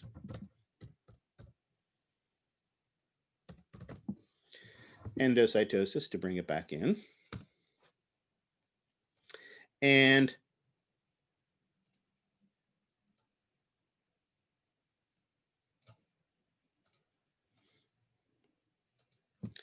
thirdly, notice there's all these invaginations in the motor end plate. There is a tight space, a very small space between them, but it's not an enclosed space. So is there anything stopping the acetylcholine from just floating out away from the synaptic, from the neuromuscular junction? No. And so diffusion is the third way. Notice there's nothing stopping one of these acetylcholines from just spreading over here to the side. Now notice if it's hanging out over here to the side next to the muscle cell, Are there any chemically gated cation channels that it can bind to over here? No. So if it diffuses away, it no longer has an effect.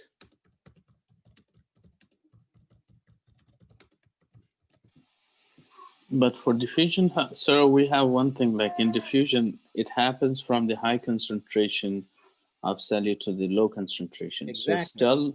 So still we have, Right now, all of the acetylcholine is in the synaptic cleft. So there is a high amount of it in the synaptic cleft. So is it going to diffuse away out of the synaptic cleft? Absolutely. So using these three methods, are Pac-Man gobbling them up, bringing some of it back into the synaptic end bulb, and the rest of it diffusing away. In this way, we remove the acetylcholine from the synaptic cleft. And when we do that, what's the immediate effect of getting rid of all the acetylcholine? Muscle stops contracting. Eventually, but what's the immediate effect? Remember, we want to think about what's the immediate effect. What's the very first thing that's going to happen if we get rid of all of the acetylcholine? no signal. There we go. No action. Our chemically gated cation channels are going to close.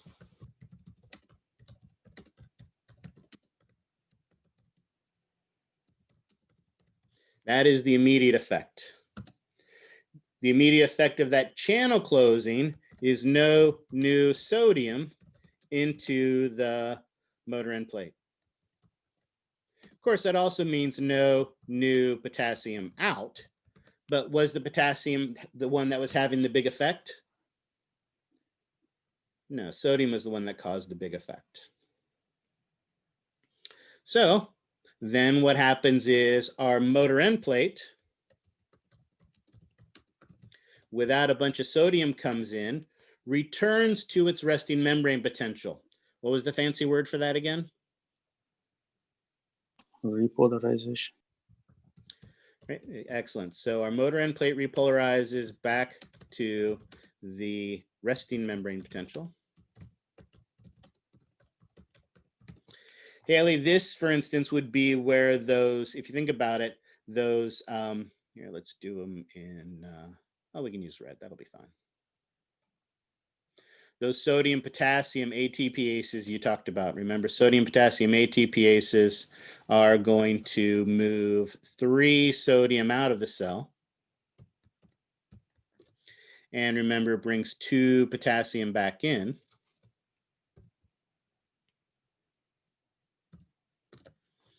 Back into the cell using ATP. Notice not only does that get rid of all the sodium that came inside, but remember we're kicking 3 positive things out. And how many positive things are we bringing back in? Not your question. How many positive things are we bringing back in? 2. So if 3 positive things leave, but only 2 positive things come in, it makes the cell more negative. So our cell goes back to its resting membrane potential. And if it reaches its resting membrane potential, no new muscle action potential. And so there is no muscle action potential to spread down the sarcolemma. Bingo. And just that easily, we have terminated communication at the neuromuscular junction.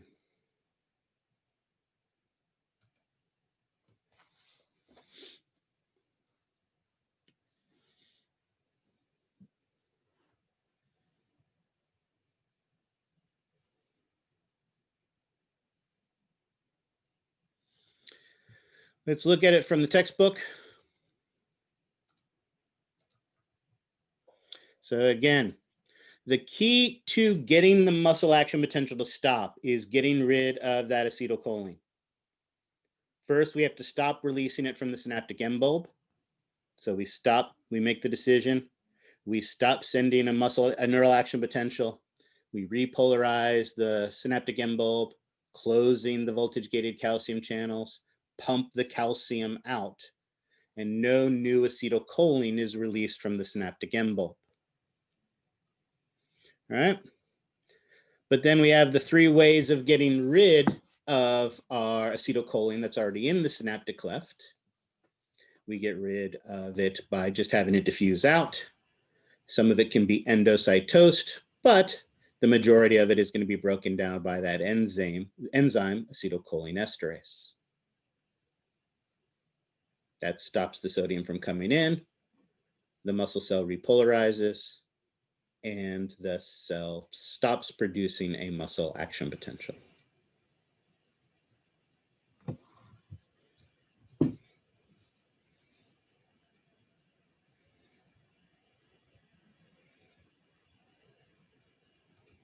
All right. Questions on this?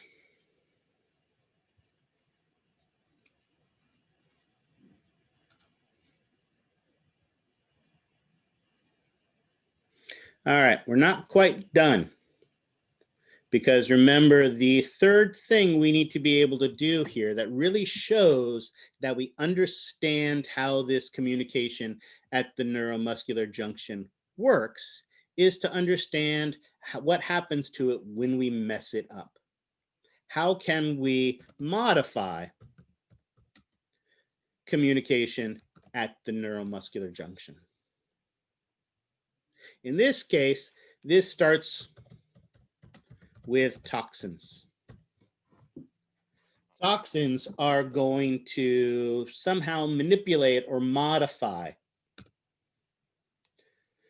how this process works. So when we're modifying it, this isn't something we're consciously deciding to do. I decide to contract the muscle contracts. I decide to relax the muscle relaxes. That is the goal of the normal function. But what we have to worry about is what happens if it gets manipulated by a toxin. Let's talk about a fun example. Toxin 1, botulinum toxin. Where do you get botulinum toxin from?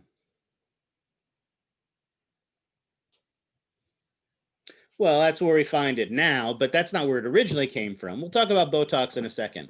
Where would you find botulinum toxin normally? Bacteria from food? Yeah, exactly. Typically foods that are not canned properly or jarred properly, you get a bacteria. So this is a bacteria. Botulinum is a bacteria that produces a toxin. And what this botulinum toxin does is actually something really, really basic. There you go, or nacho cheese at a gas station, exactly. All this botulinum toxin does is break one protein inside of the synaptic end bulb. That's all it does. All it does is break one protein inside of the synaptic end bulb. But it turns out it's a pretty important protein. Remember how I talked about there are 25 proteins involved with grabbing that vesicle and bringing it to the plasma membrane and causing it to be released? Well, one of those proteins is a protein called Synapse, and you don't have to know that name. I didn't bother writing it down.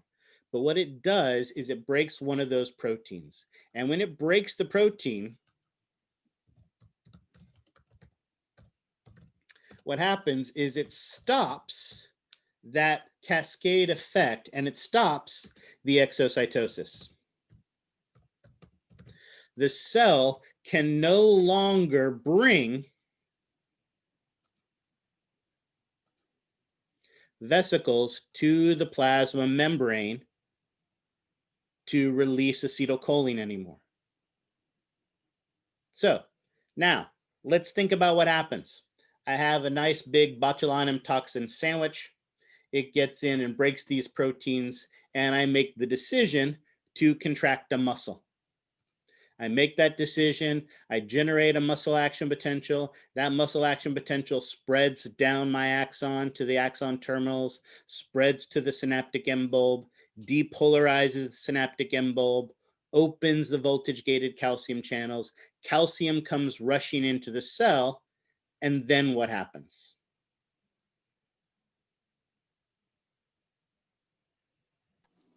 Wonky things. True, normally wonky things, and then in that case, the wonky thing would be the exocytosis of acetylcholine. But if I've been poisoned by the botulinum toxin, can I release that acetylcholine anymore? Exactly, no exocytosis, which means no acetylcholine in the synaptic cleft. All right, so now there's no acetylcholine in the synaptic cleft. And if there's no acetylcholine, well, we'll talk about lockjaw in a second. This isn't lockjaw. If there's no acetylcholine in the synaptic cleft, there's nothing to bind to our cation, our chemically gated cation channels. And so do our cation channels open? No. And if they don't open, can I get sodium in the cell? Can I get a muscle action potential? No. So I keep telling my muscle to contract, and what's going to happen?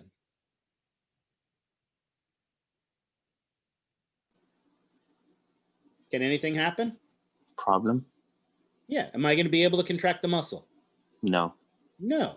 So notice what happens because of this botulinum toxin is I get what we call a flaccid paralysis. Now, again, I have to work on my, oops, I did that wrong. I have to work on my analogies for this because normally we're sitting in the classroom, but we can pretend to do this, right? Most of you are hopefully sitting. I guess maybe some of you may have a standing desk that you're looking on or maybe laying down. But if you're not standing right now, your legs are relaxed. And if you poke your leg while it's relaxed, there's still some muscle tone in there. However, has anyone ever met someone who was a paraplegic or a quadriplegic before? If you poked their legs, would their legs feel the same way your legs feel right now? No. While your leg muscles are quote unquote relaxed, you are sending some small neural signals to your muscles to maintain muscle tone, right? To support the muscles, to support the joints, to support the blood vessels, things along those lines. Whereas someone who's a paraplegic with the damage to the spinal cord, no electrical signals are reaching their legs. And so their legs would be completely flaccid. And that's what your muscles would feel like as well. It would be a completely flaccid paralysis. No muscle tone at all. As some of you already hinted at, as we understand how these things work, right, we use them to our advantage. Botulinum toxin sounds gross, but if you give it a cutesy name like Botox, then people have no problem with you injecting it into their body. Heck, they'll have parties where you drink wine and you get to inject each other into it. Right? Where do they inject things like Botox? All right, into your forehead, for instance, right? Because what happens in your forehead is, again, when you emote, you can get wrinkles, right? And so those wrinkles are caused by a loss of elasticity of the skin and muscle tone. So if we completely paralyze that muscle, then suddenly your forehead is nice and smooth. Of course, you can no longer show emotions, but as we all know, as long as you're beautiful on the outside, that is all that matters, right? So you get to put it in all these wrinkly locations. And again, it breaks a protein. Absolutely. One of the newer things that they're using with Botox is injecting it into sweat glands. Right, if you produce too much armpit sweat, they can inject it into your sweat glands so that they stop producing and releasing their secretions. Again, it's not all vanity. One of the things that they have found, in the stomach, they use it for gastric pumps. Certain types of migraines are caused by constriction of the blood vessels to the cranium and to the scalp, and so they can actually inject it into there, and that can dilate the blood vessels and it can dramatically decrease it. Again, we take advantage of these things. However, the problem is if it gets into the blood, where can it go? Everywhere. And while it's great to have that nice smooth forehead, what happens if the muscle it binds to, for instance, or the nerve it binds to and breaks that protein on is the one that controls your diaphragm? Then what can't you do efficiently anymore? What's your diaphragm do for you? Breathe, exactly. It's going to affect your ability to be able to breathe. Right? Now, it breaks a protein. So luckily, cells have the ability to make protein. But remember, first, the neuron has to become aware of the fact that there is a broken protein. Then it has to make the new protein. Then it has to ship it all the way down that axon to get down there to repair it. Right? That process can take months for that to occur. How long can you hold your breath for? Can you hold your breath for a month while we repair that protein? No, of course not. But we do use it to our advantage that way. And that's an example of a modification. Again, as we learn how these things affect our body, we're able to use them to our advantage. Let's talk about another example. Let me see where I can sneak this one in. I'll see if I can sneak it in right here. Let's change colors. A second toxin is curare. Anyone know where curare comes from?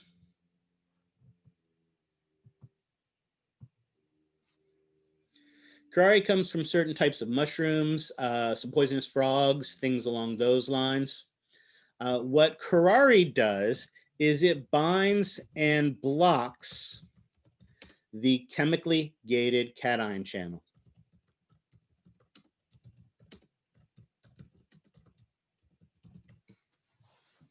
So what happens is it's like putting gum in the lock of the door.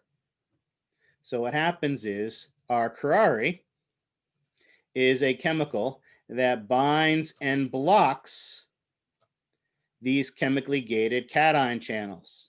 We're putting gum in the keyhole. And if you put gum in the keyhole, can you get the key in there? No. So let's go through the process again. We make the decision to contract the muscle. We produce an action potential. It spreads down to the synaptic end bulb, depolarizes the synaptic end bulb, opens the voltage-gated calcium channels. Calcium rushes in. Calcium triggers the exocytosis of acetylcholine. And then what happens? With that curare there, can our acetylcholine bind to the cation channel? No, cannot bind. Doesn't matter. We could dump a whole bucket of acetylcholine into the synaptic cleft and the acetylcholine cannot bind. And if it cannot bind, you're not going to open channels. And if you can't open channels, then you are going to get another flaccid paralysis.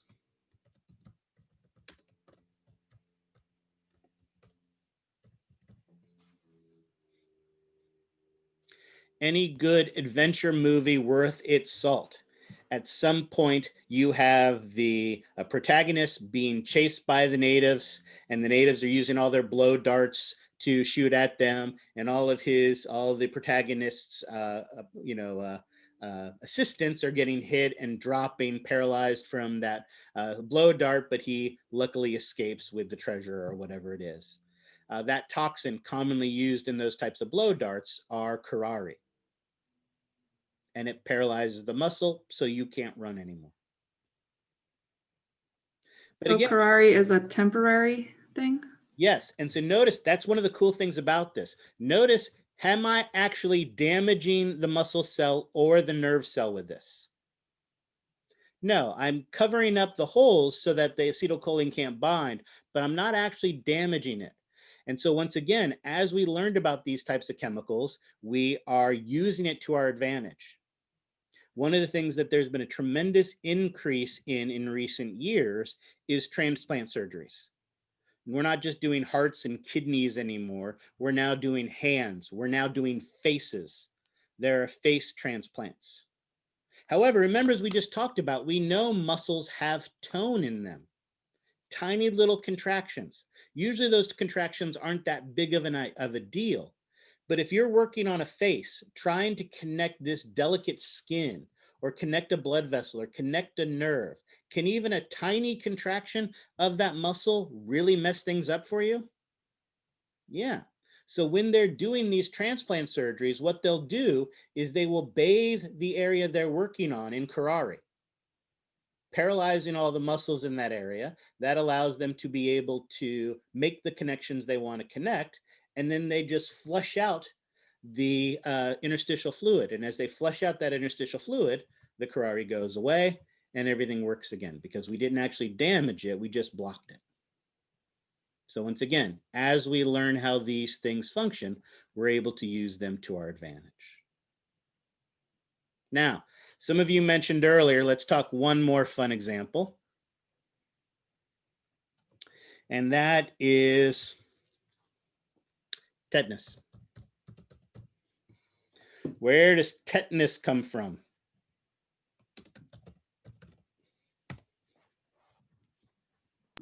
Rest. This is the one from stepping on that rusty nail. That is an issue. Absolutely. When that tetanus toxin is produced, what happens is, like curare, it binds to the chemically gated cation channel. However, unlike curare, which binds and blocks, tetanus binds and activates. So in this case, when that, here, let's use this one over here. When that tetanus binds to this channel opens and stays open.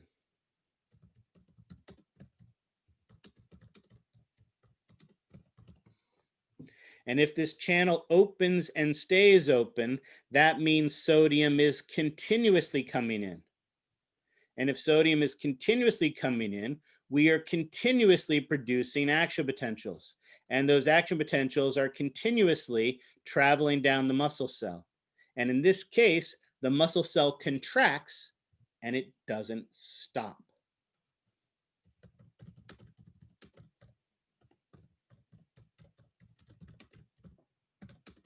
I think I saw someone post the name for this earlier. They refer to it commonly as lockjaw. Right? That condition of lockjaw is where that muscle contracts and it doesn't let go. If you look in some of the old medical journals, you see these amazing illustrations of people just contorted in these elaborate positions because they've got these muscle contractions that are going on in their body that are incredibly painful and uncontrolled and don't stop. It's incredibly painful, it's incredibly damaging. We actually call this a rigid paralysis, as opposed to a flaccid one, because you're still paralyzed, but in this case, you're paralyzed because the muscles are contracting and won't stop. And think about breathing before. If you had curare, if you had Botox, and you had that flaccid paralysis of your diaphragm, it'd be pretty easy to ventilate you and be able to get your chest to go up and down, and we could breathe for you while you recovered from that. If all the muscles of your chest are locked up in a rigid paralysis, is it going to be easy to ventilate you and get the air we need into and out of your lungs if all the muscles are contracting? No, it's a much more challenging type of condition to be. It's going to be very hard. You can force it in there, but it's just going to add more pain to that individual who is dealing with it. Is this like a dystonic reaction? I'm sorry? Is it like a dystonic reaction? I'm not sure what you mean by dystonic. I'm not familiar with that term. Okay, well, I guess the answer is no if I don't know what the term. It could be. I'm not sorry. I'm not familiar with that term. I apologize. All righty. So there you go. Notice 3 examples of how we could modify communication. Once we understand how this system works, we can see with these toxins how they stop the normal process, either by stopping the muscle from contracting at all or causing the muscle to continuously contract and not stop. So we have initiated communication at the neuromuscular junction, terminated communication at the neuromuscular junction, modified communication at the neuromuscular junction. Are these 3 questions possible essay questions? Absolutely. All right. Questions on that?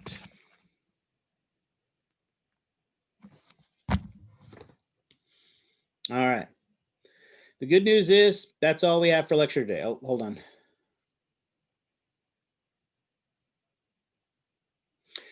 Yes, although what I would say in this case is I don't think tetanus is considered a medication. So in this case, it would be a toxin. But yes, that is you're getting a rigid paralysis. A rigid paralysis is where you get a constant involuntary contraction of the muscle. Yes. Yep.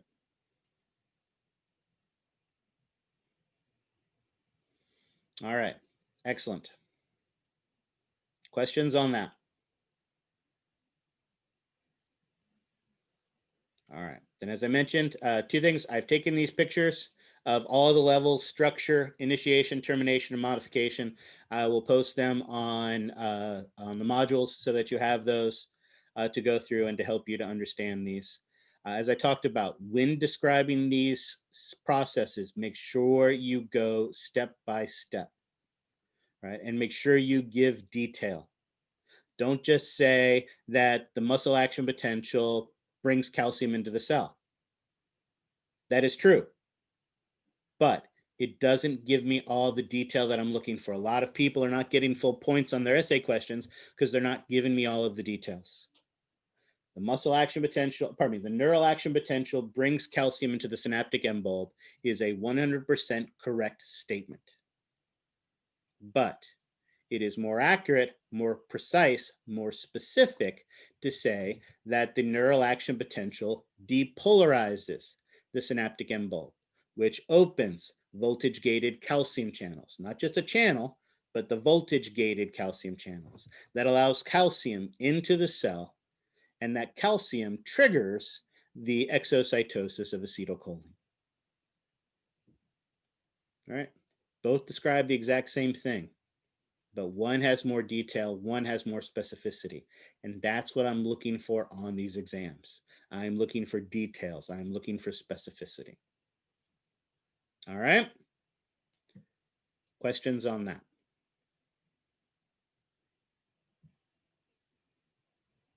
All right, excellent. That is all that I have for lecture today. Let's go ahead and take our second break. It looks like it's 10:22 right now, so we'll come back at 10:37. I don't want to mess with this right now yet, so let's do this instead. Go back here, and again, bingo, bango, bongo. Those are our 3 toxins, but that'll give me a little bit of space here to write. So I don't remember what I said now. There we go. So 10:37.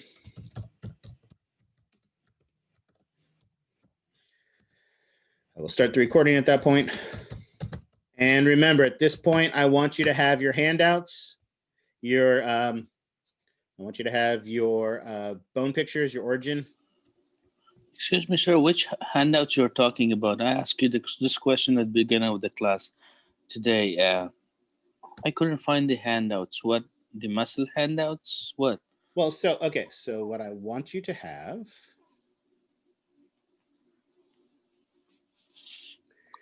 So you obviously need this one. This is your study guide that has all the answers to all the questions I'm going to be asking you during the lab part of it. So again, having this helps you to look clever. Okay. But the other handout you need to have is this one, the origins and insertions, because we are going to be drawing the origins and the insertions of the bones on it. So we need to print this out. If you haven't already, you need a red and blue pen. So if you haven't done that yet, I'll tell you what, why don't we go ahead and make the break a little bit longer. So we'll go ahead, it's 10:23, let's go to 10:40. So at 10:40, here, I'll leave this up on the screen.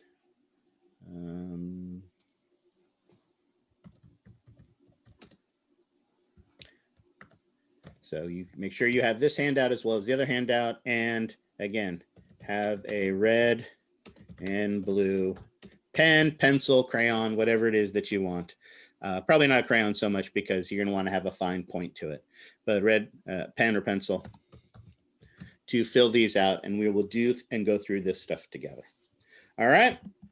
Questions on any of that? All right. I will meet you back here at 10:40 then.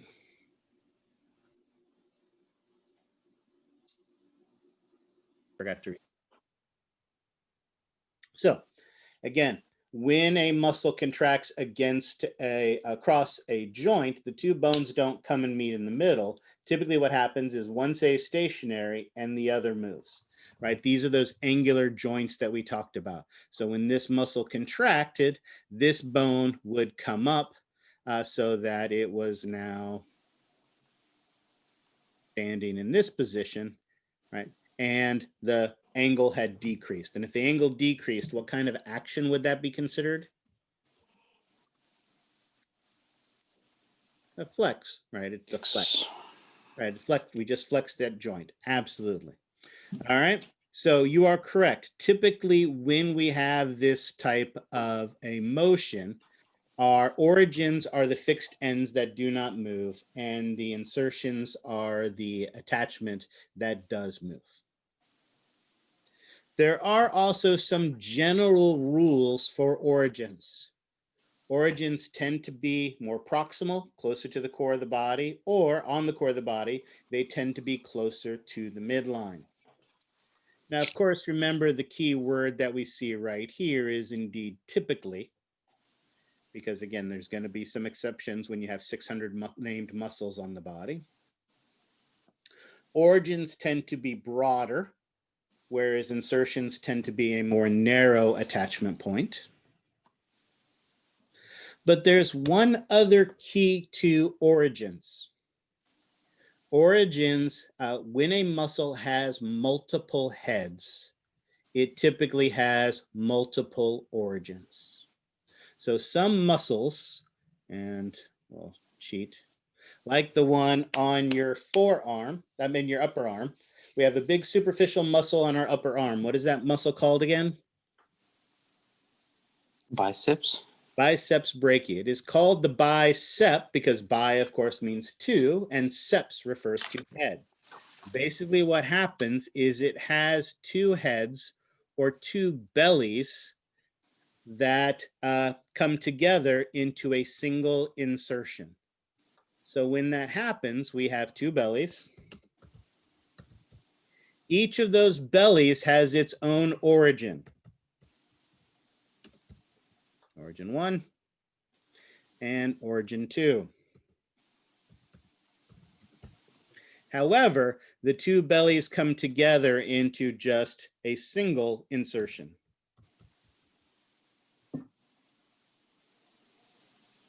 Notice this is going to be important on the exam, because on the exam, if I put an arrow here and if I put an arrow here and ask you to name that muscle, and I tell you to be specific, do you think the answer to that is going to be the same for those two questions, or is it going to be different for those two questions? Different. Different. One happens to be the long head, one happens to be the short head of the bicep brachia. Notice also, if I ask you for the origin on the one of the left or the origin on the one of the right, are they going to be the same or are they going to be different? Different. They're going to be different. But what if I ask you for insertions, same or different? Same. What if I ask you for actions? Is it going to be same or different? Probably same. Same, absolutely. So notice on the exam, for any muscle that has multiple heads, you are responsible for two additional pieces of information: the specific name for the head and the specific origin for that head. I will give you a big hit over the head, obvious key characteristic on the questions that will tell you that. And that's what I just did right here. on the exam, if you see these two magical words, be specific, then that should tell you that I am either asking you for a specific name of a specific head or a specific origin of a specific head. So again, the question I would ask is identify this muscle, be specific. Identify the origin of this muscle, be specific. So if you see that term, be specific, that is a dead giveaway that I am asking you about something that has multiple heads. So you need to give me the specific head and the specific origin. If I, on the exam, question 1, identify the muscle indicated by the arrow above, be specific, and you say that is the long head and the short head of the bicep brachia, is that answer correct? No.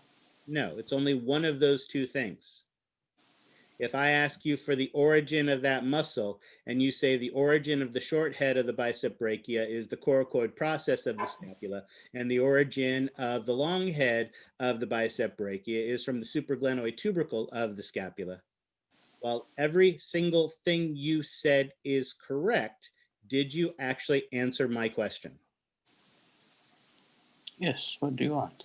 No, I want the specific one that I'm pointing at. I don't want all the origins. I don't want all the names. I just want the origin of the one that I am pointing at. Can't hedge your bet. I don't remember which one that is, but I know both origins, so I'll put both origins down. Doesn't work that way. If you So- see that magic so- word, be specific, I want you to be specific to just that head, just that belly.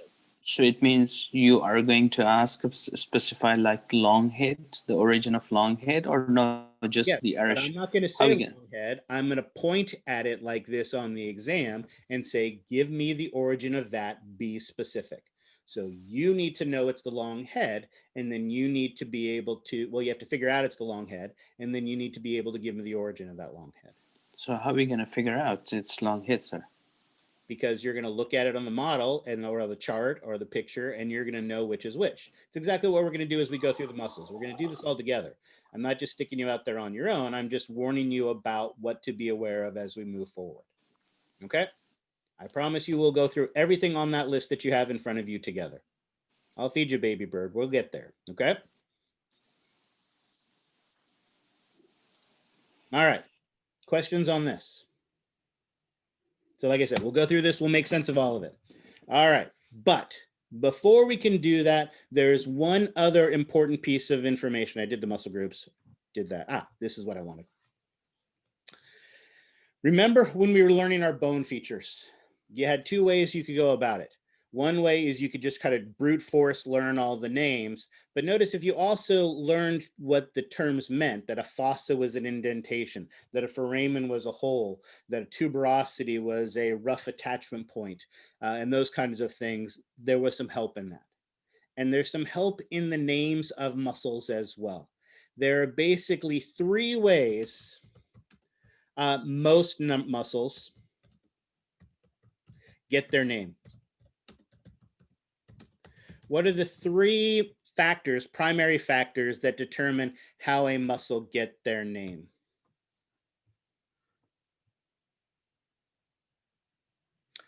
Haley, great question. I'm sorry.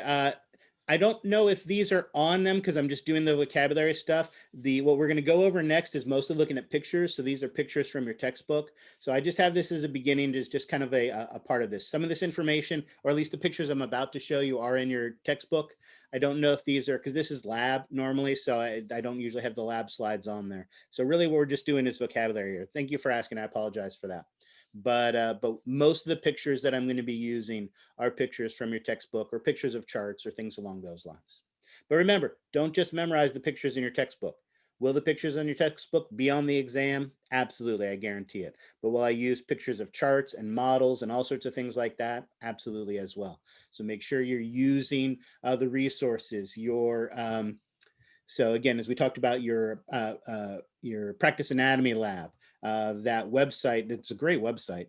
Well, it's not great, but it's got some good stuff on it. Do I still have it up? I don't remember if I still have it up. I do, I think. The Virtual Anatomy Lab has got some good pictures of our muscular system models, the torso, the limbs, the histology and stuff. So make sure you're using those resources when you're doing that stuff. All right, so 3 primary factors that give muscles their names. What are the 3 main factors that determine what a muscle gets its name? There you go, excellent. One is location. Absolutely. The location is one of them. Not so much the attachment points, because although it can be sometimes, but attachment points are trickier sometimes. So more location is one of the main factors. And so, of course, for that, we still need to know our regional terms.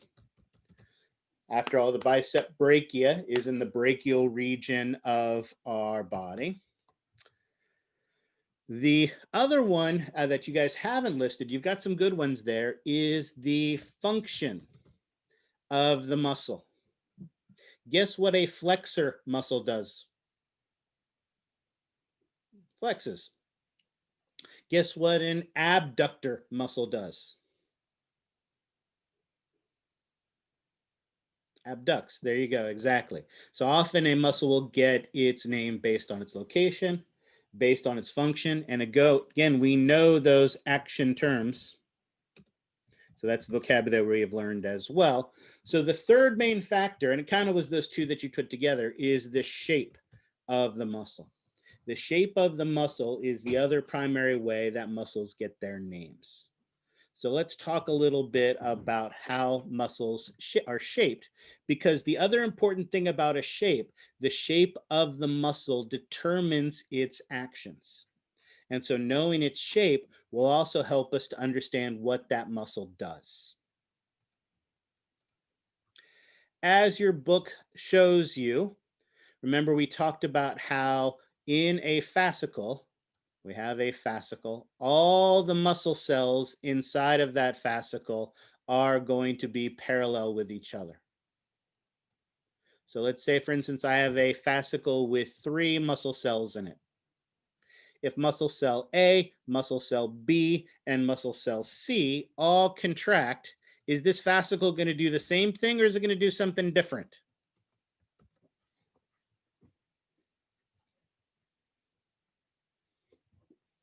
What do you think?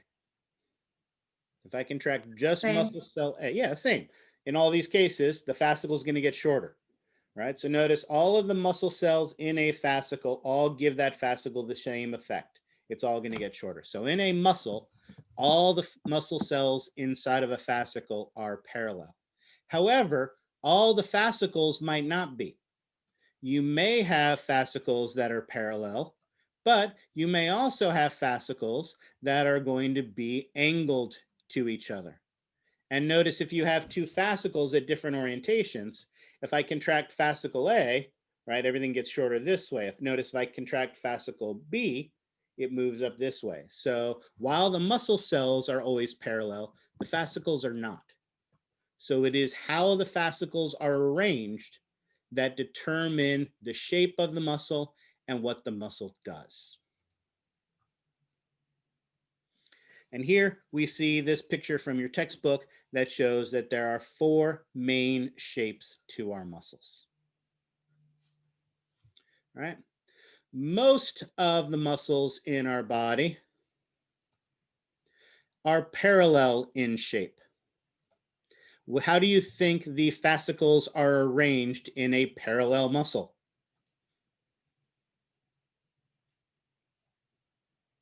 Parallel, absolutely. So all the fascicles are all parallel to each other. This is the standard shape, the most common shape of our muscle cells. Remember, we know we're going to have that epimysium that wraps around it and then forms the tendons that come off of it. So notice most of the muscles have kind of a spindle shape to them. So notice we have this spindle shape to the muscle. When these parallel muscles contract, all the fascicles get shorter, but not only are the fascicles going to get shorter when the muscle contracts, but as the fascicles get shorter, they also get fatter. And so typically this muscle expands. as you contract it. Again, you may not have thought of it in these terms, but you're all aware of it, because what is the primary reason for contracting muscles? Move. Close, but what kind of movement? What kind of movement are you going to use it for? What is the most important movement that our muscles allow us to do? That's right. Laura was muted, but I saw her say it. Woo women. Exactly. The whole point of contracting muscles is to woo women, right? Right. We all think about that. You're walking around campus, and now see, picking up chicks sounds rude, but if you say wooing women, that sounds much more fun. But right, so you think about you're walking across campus and you ask that guy where the library is. Oh, the library? Oh, it's right over there, right? So you gotta, contract those muscles so you can woo women, right? So there you go. Exactly, those guys are hilarious. But the point is, as these muscles contract, they bulge in response to that. So they get shorter and they get wider as a result. So we see their actions. And so it is, like I said, it is a very common type of muscle. Everybody likes to woo women, Alina. No, obviously, many things that I say is tongue in cheek. I don't, so don't take me seriously on too many things. Excellent. But the point is, they have this spindle shape, typically a tendon at both ends. And like I said, when a parallel muscle contracts, the muscle itself gets shorter, but the muscle itself gets wider. So again, we make the joke about wooing women, but you hear all the time about all the guys in the gym who do the bicep curls, right? You do the curls for the girls, right? So you can get those nice big bicep brachia muscles. All right. Excellent. So the muscle gets shorter, but it gets wider as a result. This is important because while this is useful in many places in the body, in places where there are small compartments, this is something that's not going to be as useful.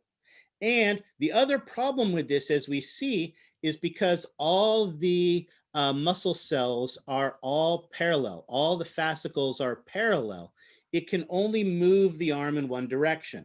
So this is great, for instance, here in the elbow, where my elbow is uniaxial anyway. But what about my shoulder? If I need to move my shoulder, just having a muscle where all the fascicles are parallel, is that going to be useful?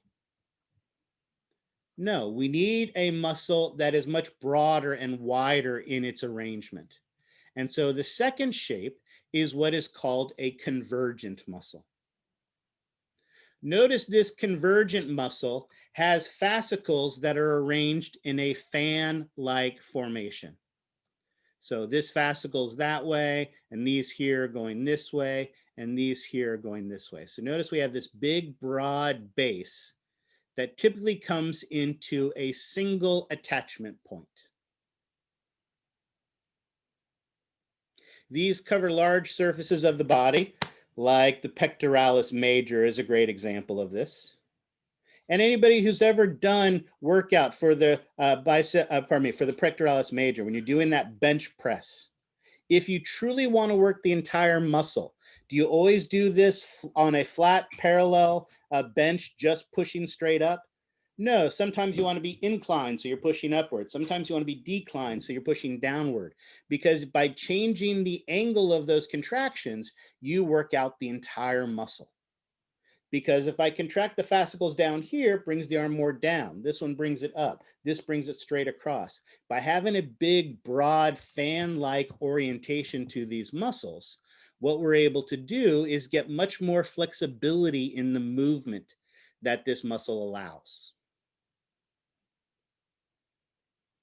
So these are nice, big, broad movements of the muscles that allow that movement to occur. All right, questions on that? All right. Now, as I also said, right, the problem, unless you want forearms like Popeye, we don't necessarily want to have one of those parallel muscles here in our forearms. What we need are muscles that are going to be able to produce a lot of strength with only taking up a little bit of space. And that's what our pennate muscles do. Notice here this muscle, and I'll cheat and I'll draw it next to it. Notice with this muscle has a single straight tendon. That's not anywhere close to straight. A single straight tendon. And notice all the fascicles to it come into it at an angle. But notice there are many fascicles, and all the fascicles are parallel to each other, but not parallel to the tendon. Pennate means kind of like a pen or quill-like structure. Notice the advantage of this is with this type of orientation, we can get many fascicles on that one tendon, right? Again, we're not in the classroom, so I know I have to work on my analogies, but let's say we were going to play tug of war and I was at one end and all of you were at the other end. Who's going to win that tug of war? You guys are, because you can produce much more strength, because all of you can get your hands on that rope. So if all of you in the class, there's 22 of you people here, so that's 44 hands on your side of the rope, and on my side of the rope, I'm only able to get 2 hands. So the fact that you guys can get all those hands on that rope means you're going to be able to generate a massive amount of force. And that's what these pennate muscles do. By being able to get many fascicles on a single tendon, it is able to produce a very strong muscle that is relatively small in size. Now, pennate muscles come in different flavors. This one that I've drawn right here, notice just has fascicles on one side, and we call that a unipennate muscle. Many of the muscles of our forearm are unipennate in their shape. However, one of the strongest muscles in your body is a bipennate muscle. This bipennate muscle, notice, has one tendon, but it has 2 rows of fascicles. Both rows of fascicles are parallel to each other. I mean, the muscle fascicles are parallel on one side, but not to the other side. This muscle, for instance, is our rectus femoris, right? Your leg is a big, huge, massive chunk of meat. If you want to lose 20 pounds really quickly, cut off a leg, right? 20 pounds gone away, right? Obviously, to move that big chunk of meat takes some power. And one of the strongest muscles in your body is this rectus femoris, this straight muscle on the front of your leg where we have massive fascicles connecting to a single tendon to move that big hunk of meat around through space. Another muscle that is a pennate muscle is the deltoid. But the deltoid forms this big C shape around the corner of our shoulder. And it's able to do that because it is a multipennate muscle. What this means is that the muscle has many fascicles, or multiple, 2 or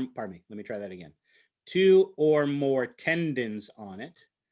And then these tendons, of course, then have all of our fascicles connected to it. They can be just on one side or they can be on both sides.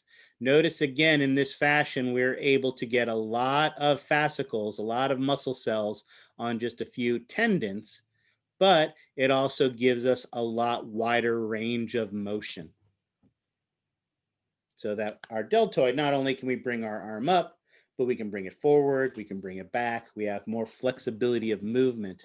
And again, a very strong muscle in a relatively small space, right? Unless you're in the 80s with one of those big, huge, massive pads and shoulder pads in your jacket, right? We don't usually have big bulging shoulders, right? So it's a limited size muscle, but very, very powerful. All right. Questions on that? Excellent. That leaves just one more. And those are circular muscles.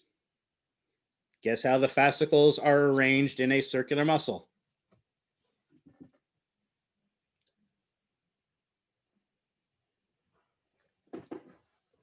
Here you go, in a circle, absolutely. So they wrap around in a circle. Of course, what would we call the space inside of that circle? Lumen. Yeah, lumen.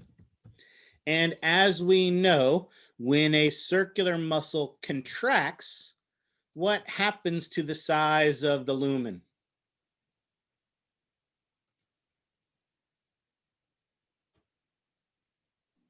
It decreases, it gets smaller, absolutely. When this muscle contracts, that contracted muscle, the size, the space inside of it, the lumen inside of it gets smaller. And as we've talked about, in some areas, this circular muscle thickens so much that when it contracts, it can actually close that opening, forming a valve-like structure. What do we call those valve-like structures made from circular muscle? Sphincter? Sphincters, exactly. They can be used to form sphincters, absolutely. I think I have a picture of that. So there we go. Lumen gets smaller, and it can be used to form our sphincters. All right, excellent. There you go. Questions on that? All right, excellent. Armed with this information, we can now finally get to what we want to do. Talk about the muscles on our list, go through our list, identifying the muscles, identify the origins, identifying the insertions, and go through the actions. And remember, once we talk about an action, one of the things we need to do is then talk about what an activity that muscle would allow us to do. So here, let's start here. Muscle one on our list is the masseter. It is a nice superficial muscle located on the lateral aspects of the face. Again, one of the reasons I think it is useful for us to take the time to draw our origins and insertions is because it helps us to understand the actions of this movie, so these muscles. Let me cheat a little bit, make this a little bigger, too big. That's a good in between. Put that there. Okay, I can make that work. So, based on the information you have in front of us, oh, and again, remember, I think I said this, but I don't think I said it today, so let's make sure we remember this, that when we're drawing our origins and insertions, origins are red and insertions are blue. So, let's draw the origin and the insertion for our masseter. What is the origin of the masseter? Zygomatic arc in maxillary process of the zygomatic bone. Well, so wait, be careful. Which one is the origin? Zygomatic arch. Zygomatic arch, excellent. So here, oh, hold on, let me make my thing a little smaller so I can be a little more precise. So what I'm going to do is I'm going to take my red pen and color in the zygomatic arch, because of course that was a skull feature I learned in the bone section, and so that helps me to color that in there. Excellent. Oops. Now, what is the insertion? So only we have one origin for this masseter muscle, sir? Yep, zygomatic arch. Isn't that what it says on the list? Yeah, so actually I found it myself, like when I was searching for the origin, so it shows like zygomatic arch and maxillary process of the zygomatic bone. Well, so it may come a little bit forward, but remember, you have been given a list of your origins and your insertions and your actions. So when you look at the handout, notice you are responsible for the zygomatic arch as the origin of the masseter. Okay? Now, if you gave the rest of that, of course, I would not mark it wrong, but you're only responsible for what's on the list. What's the insertion? Mandibular angle. Mandibular angle. There we go. Now, notice we're taking the time to do this for two reasons. Reason one is on the exam, I could have a picture of the skull. And as I said, again, it's going to vary because all of the tests are random, but this test usually has somewhere around 80, 85 questions on it. And I would say probably 20% is going to be pictures of bones. So I could have a skull on your next exam, and I could have an arrow pointing right here to this bone feature and say, identify the muscle that originates from this bone feature. Or I could have an arrow pointing here that says, identify the muscle that inserts into this bone feature. So this is definitely material you're going to be responsible for on the exam. But the other advantage of taking the time to draw these things is because, as we learned today, we know that when a muscle contracts, it pulls the insertion towards the origin. And so that allows us to do two things. We can see what joint or joints it crosses, and we can determine the action of that muscle. So notice in this case, it is going to bring the mandible up. All right. Of course, that's not the right term. We need to use the correct term. So what is the action of this muscle? Closing the Elevate. mouth. All right. You get partial credit for elevate the mouth. Elevate mandible. Mandible. Excellent. We want to say either the bone that is being moved or the joint that is being affected. So we could say elevate the jaw. Right? So elevate the jaw, because that's the jaw joint, right? Or elevate the mandible. Excellent. Bring it up. Perfect. And remember, as we talked about, we should try to come up with common activities. And as we talked about in the last class, that bite, that first bite that you take is that elevating of the mandible with the masseter. I know on this one it looks pretty simple, but let's do the next one as well, the temporalis, while we're here. What is the origin of the temporalis? Temporal fossa. Excellent. So it's this big flat part up here on the temporal bone. And so we'll go ahead and color that in. Maybe using a small marker wasn't the best choice.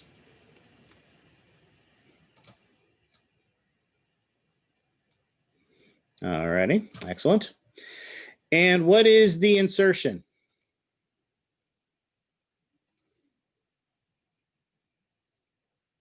Coronate process of the mandible. Right, remember that's that flat blade part here. Now you could do this, notice again, this illustration doesn't really show it because it's hidden a little bit by the zygomatic arch. So again, you're not turning these in as an assignment. This is something you're doing to help you to study the material. So if you wanted to draw it as a dotted line to remind you that it's the tip, that'd be fine.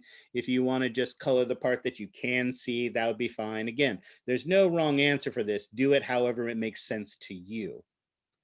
But notice, once again, we see that this is a muscle that crosses the jaw.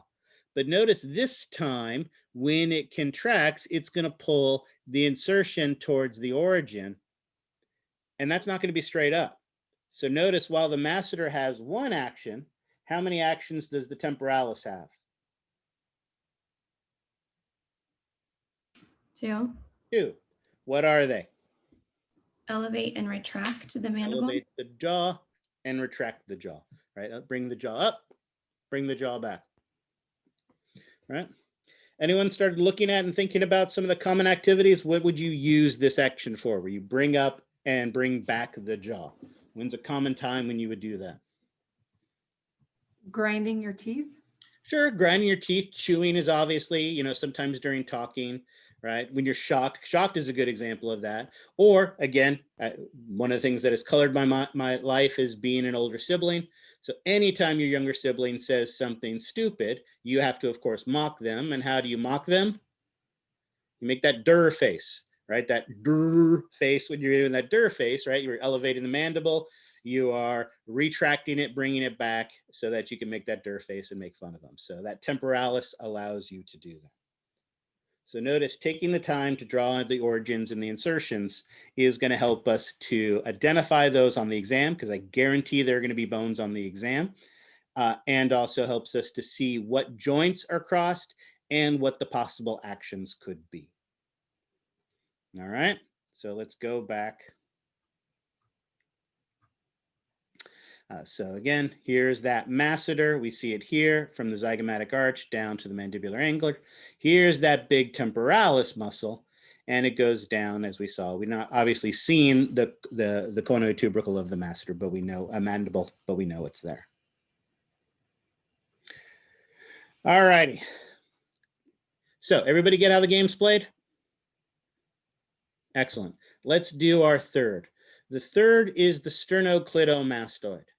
Again, is a big alphabet soup term that you know you're going to have to spell at some point on the exam, but the name tells you everything you need to know about it. So notice, for instance, if we were to come over here to this picture now, sternocleidomastoid has three parts to its name. Sterno, which refers to what? Sternum. Sternum. Clido, which refers to what? Clavicle. Clavicle. Mastoid, which refers to what? Mastoid process. There you go. This muscle has three attachment points. One of its origins is located on the manubrium. The second attachment point, part of the origin, is over here on the medial aspect of the clavicle, on that superior surface.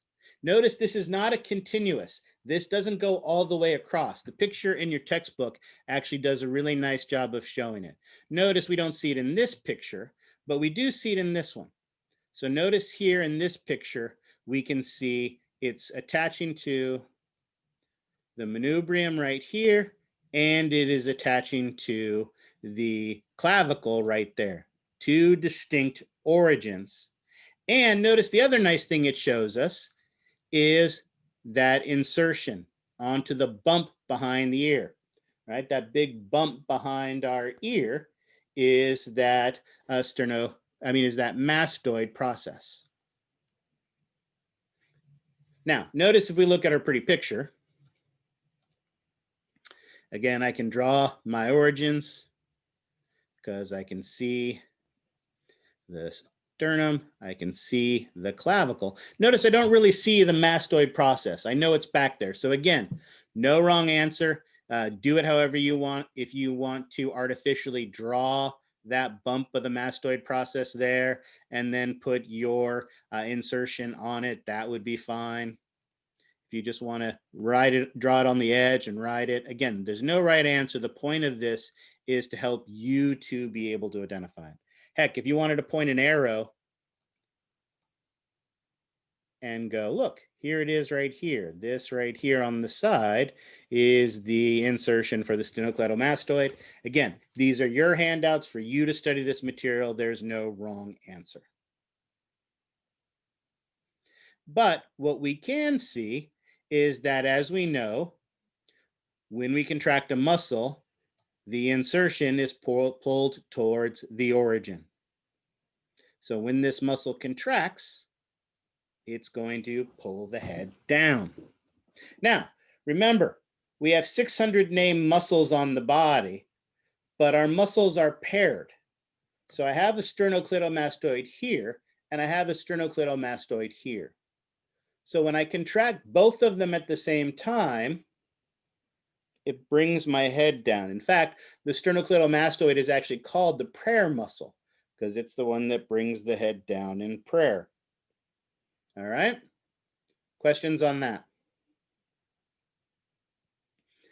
But notice, if I just contract one, on one side, yeah, let's make this bigger. If I just contract one on one side, then when I bring my mastoid process towards the clavicle and towards the sternum, what it is going to do is rotate my head. Notice it rotates my head where my chin goes away from the muscle that is contracting. If I contracted this one here, it would contract it away this way. All right, so far so good? But how many actions does this muscle have?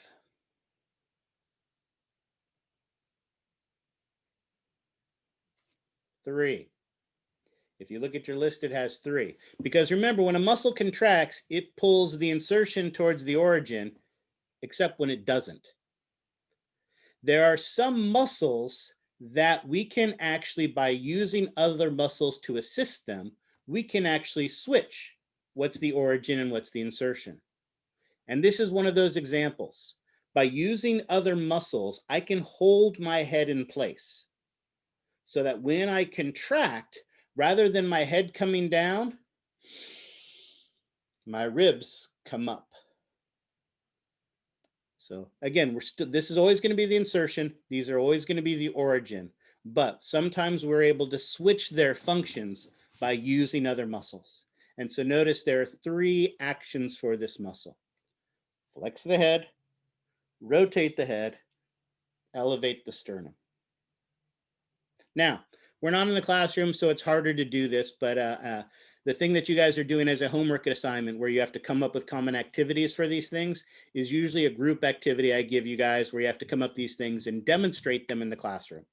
So I would ask you someone to, each person would be assigned a muscle and they have to come up with an action. So and I've been doing this for many, many years. Probably 8, 9 years ago, I had this student in the back of the class, all sweet and innocent looking, kind of like Haley, just kind of all sweet and innocent looking. And she stood up, and her activity to remember the sternocleidomastoid was what she called, in her terms, a bong rip. Right? You flex the head, elevate the sternum, rotate the head. And again, remember, this was like 10 years ago. This is before it was legal. So this was her example before it was legal of the actions of that. So there you go. If you think of the 3 things that the sternocleidomastoid allows us to do, flexes the head, elevates the rib cage, rotates the head. And yeah, it's a silly example, but often the silly examples are the ones that help you to remember these things. And so that's what I'm looking for. Again, sometimes these silly examples, I expect now every single person in this class is going to know the 3 actions of the sternocleidomastoid because I just took 3 pretend bong hits. All right. No, you may not. All right. Excellent. All right. Questions on that? All right, excellent. So that is our sternocleidomastoid, origin, insertion, and actions. Here is another nice picture that shows the sternocleidomastoid and its 3 attachment points. And what's nice about this is right next to it, we see our first muscle group that we are responsible for. This muscle group happens to be called the scalenes. The muscle group is made up of 3 muscles, the posterior scalene, the anterior scalene, and the middle scalene. And do we care about any of those 3 names? Do we? Nope. Nope, because they're not on the list. So you're not going to be responsible for identifying the individual muscles here. You just need to know them collectively as the scalenes.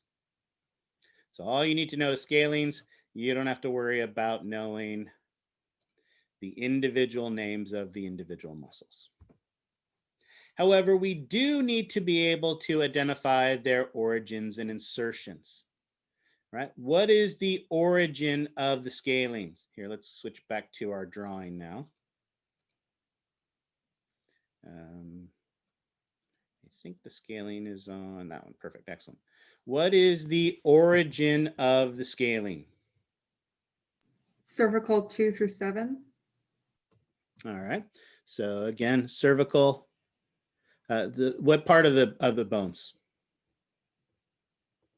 Transverse processes. Transverse processes of C2 through 7. Now notice I don't happen to have all 7 of them here, or 6 of them here, but I can label the ones that are here. And where does it insert?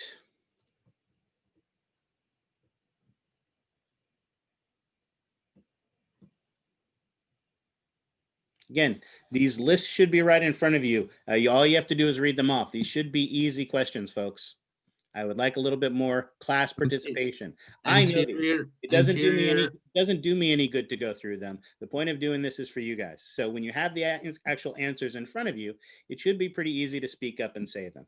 All right. Interiors and lateral surface of rib 1 and 2. Excellent. So out here, rib 1, rib 2, out here on the anterior and lateral surfaces of them. Notice this one doesn't attach to the head, but it does attach to the neck. So it is going to be able to move the head in space.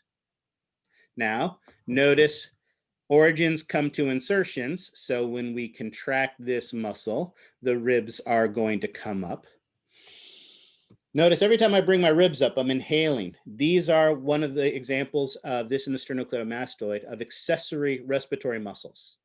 We already know what's the primary muscle we use for breathing? Diaphragm? Diaphragm. Well, again, most of you aren't on camera, but unless you're working out right now, most of your chests probably aren't heaving right now as you're breathing. Because while you're sitting here resting in the class, right, your diaphragm is doing most of the work. But if we need to take an exaggerated breath, like when we're working out, we have that ability to increase our lung size greater as a result of that. And so these accessory muscles, like the scalenes, like the sternocleidomastoid, can help us to do that. However, if we stabilize our rib cage with other muscles, this is another example of a muscle where we can bring the head down. So if we contracted both scalenes at the same time, we would flex the head. Whereas if we just used one, what would we do? Laterally flex the head, right? Notice not a rotation, it's a lateral flex. So lateral flex the head. So if we go back to the picture, these two muscles are in similar locations. They both can flex the head. They both can elevate the rib cage, but the sternocleidomastoid attaches to the head itself and can rotate the head, whereas the scalene, because it's located on the side, flexes the head to the side, a lateral flexion. All right. And when do you do that? Again, it's harder when you guys are off camera, but I usually in the classroom when I'm going through this material, I get that kind of look, you know, like that confused puppy look where they kind of like, I was just going to say that when the dogs put their head to the side. exactly, that confused puppy look, absolutely. That is definitely the scalenes doing that lateral flexion of the head, absolutely. All right, questions on that? I have a question, sir. Yes, sir. And my question is like for these origin and insertion points, like for some muscles, we don't have the insertion or origins, only the actions. So we are only responsible for the actions? Correct. If you look at that list, you'll see some of the muscles. So let's actually do that because I still have it up. So notice the masseter, temporalis, sternocleidomastoids, scalenes, and one more we need to go over are all bold. All the bold muscles, you need to know the origins and insertions. The buccinator, dotted line. Does that mean the buccinator doesn't have origin and insertion?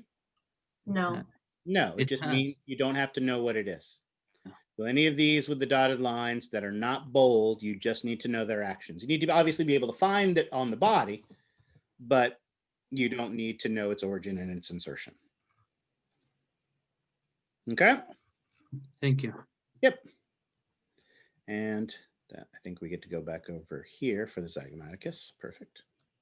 So let's do our last muscle of the head and neck. Again, notice we've divided up the material here in a similar way we did the bones. We did the bones of the head, bones of the vertebral column, bones of the arm, and so on and so forth. We're doing the same thing with the muscles. We're breaking them up into groups that affect different parts of our body. Right now, we're talking about the ones that affect our head and our neck. All right, and so the next one, the last one that we need to know the origin and the insertion for is another muscle group. This muscle group is called, as I mentioned, the zygomaticus, and it is made up of two muscles, the zygomaticus major and the zygomaticus minor. However, do we care about the individual names for these? Nope, no, we do not. So instead, we just know them collectively as the zygomaticus muscle.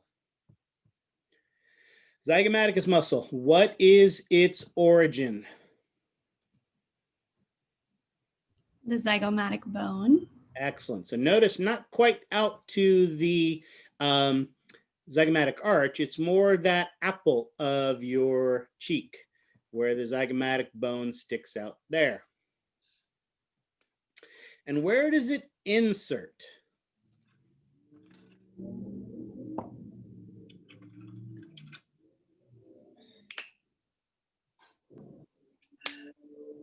It's the skin and muscles of the corner of the mouth. Excellent. Skin and muscles in the corner of the mouth. Obviously, this is a skull. It doesn't have skin and muscles. But if it did have skin and muscles, it would be the skin and muscles right there at the lateral corner of the mouth. So I used a lighter blue to indicate that for me. Notice that's still convenient to put it there because when we think of functions, the function is to, when you contract a muscle, to bring the insertion towards the origin. And so when you elevate the lateral corners of your mouth and the muscles at the corner of your mouth, when would you commonly do that? Smiling.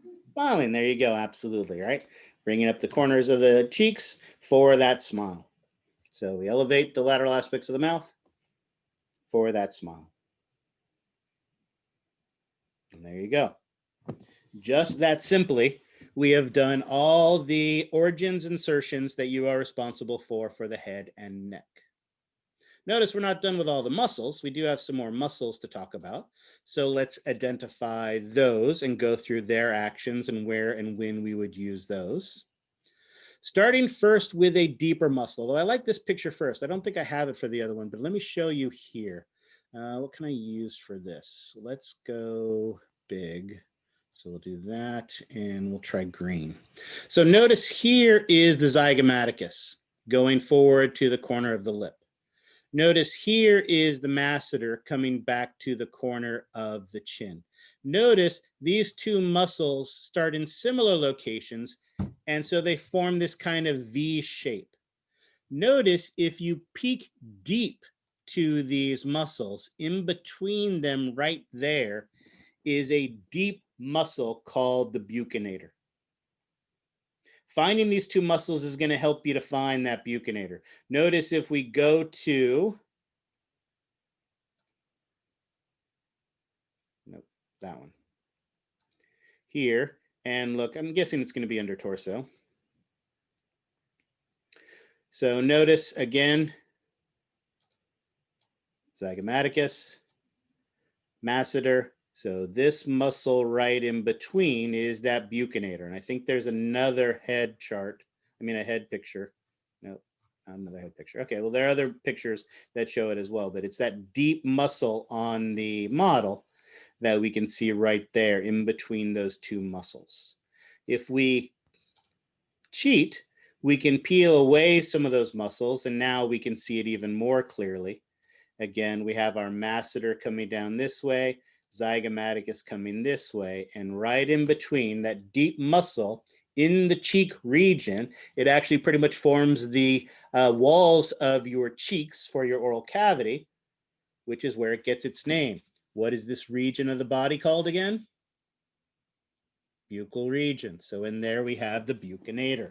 So the buccinator basically forms the muscles of the cheek. Excellent. What's its function?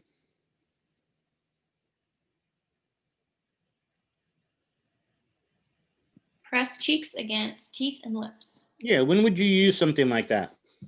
When you're making a disapproving face. Sure, okay, but be careful. Often when you're making that disapproving face, you're also pursing your lips. And we're not pursing the lips with this. In this case, we're just squeezing it. So obviously it plays an important role in eating, pushing the food towards it. However, the disapproving is a good look, is a good idea, although you got to be careful with the lips. However, I always think of the greatest movie ever done in all mankind. And of course, what is the greatest movie ever made in all of mankind? You're a man, so I'll say Field of Dreams. No, I hate my dad. What would I want to play baseball with him? No, of course it is Zoolander. And what is he known for? That Blue steel. steel. There you go. That squeezing of the cheeks for the blue steel. There you go. That is that. I like the sucking of the straw. Sucking of the straw would be another good example. Now notice he's not pursing his lips as much. He is a little bit, but that squeezing of the cheeks, that is that buccinator muscle. All right. Excellent. The pursing of the lips is that round muscle, the orbicularis oris. Right? That is what allows you to purse those lips. Right? Blowing a kiss, whistling. Right? Those types of things. Sucking on the straw, you'd probably have to pinch that as well. It is a circular muscle that squeezes, and as it squeezes, it protrudes the lips. Notice it's not the only circular muscle. We have this circular muscle around the lips, the orbicularis oris, and we have a circular muscle around the eye, the orbicularis oculi. So when you contract your orbicularis oculi, what do you do? Wink.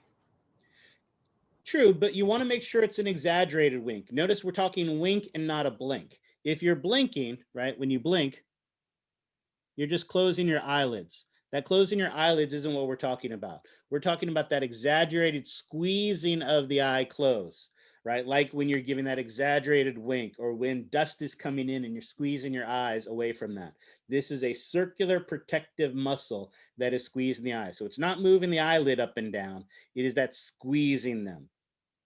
Exactly, right? Haley's got it. Why do we contract these muscles? To woo women, right? So you give her that big wink, right? You blow her a kiss or whistle at her. So you use your pectoralis, your buccinators and your orbicularis oculi to do that. Yeah, that big Popeye wink. And we use our last muscle as well. This last muscle is another muscle group.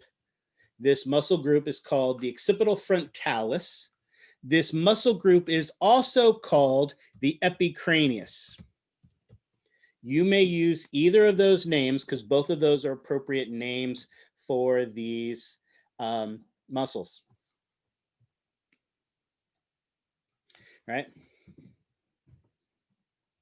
You need to do more wooing in your life, Alina. Weekend's coming up. It's a perfect time to woo. Again, no, we're not allowed to go outside. So you're going to have to woo on Zoom or something like that.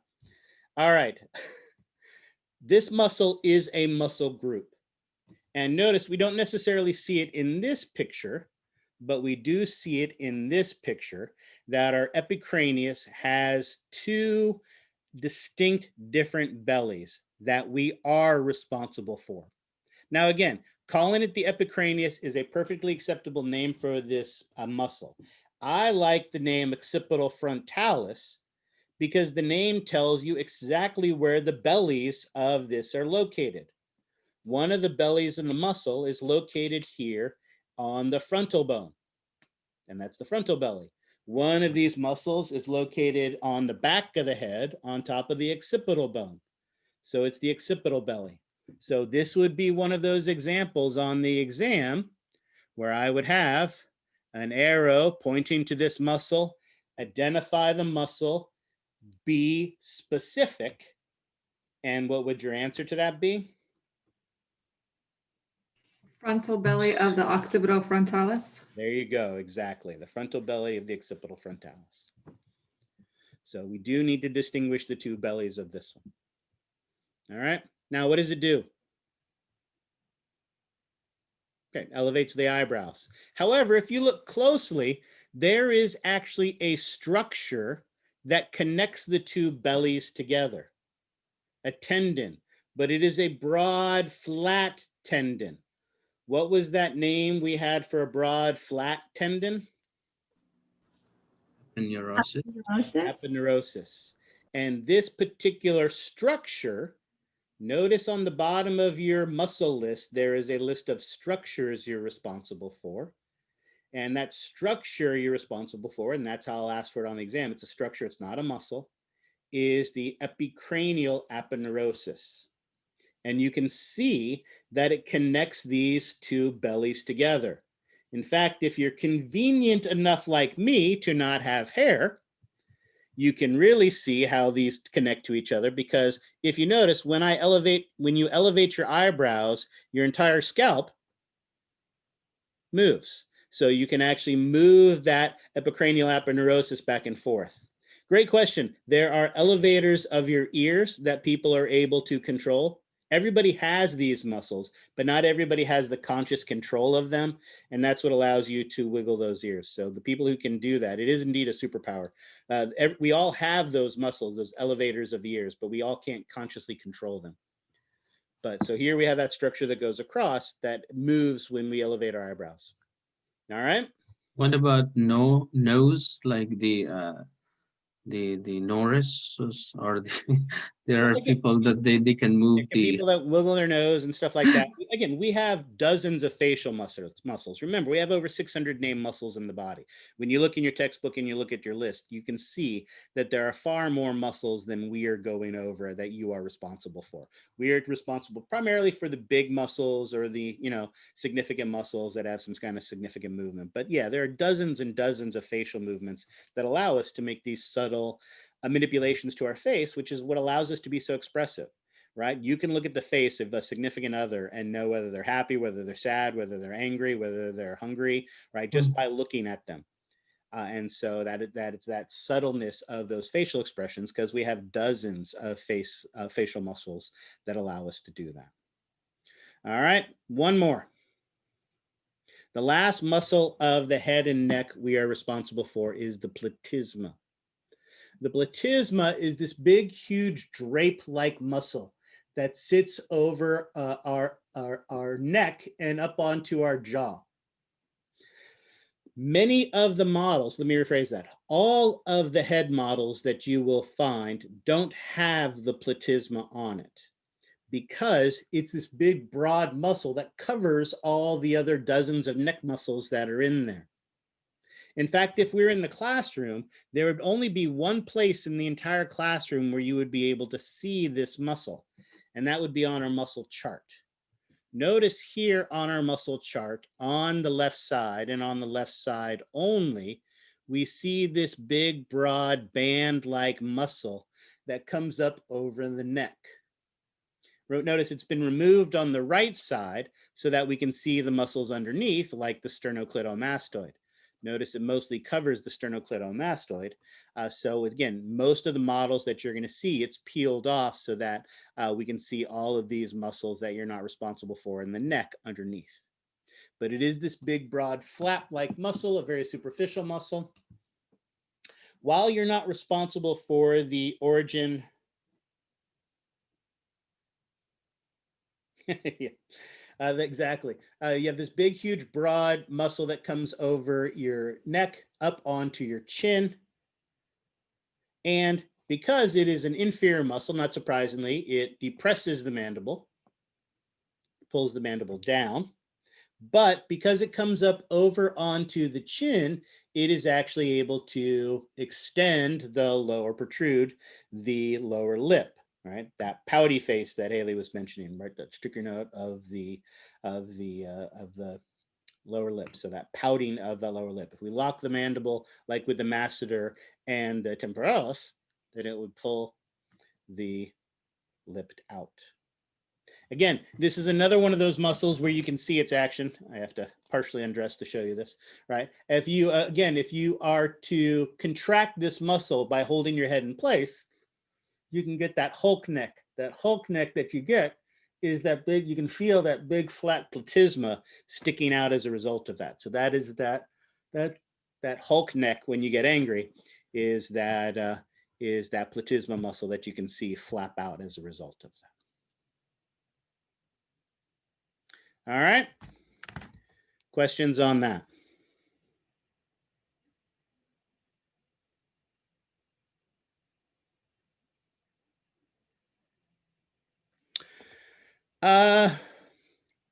So what I would say is that most of the, so that actually is a great question. So here, this is a good point to go back to the handouts in our module.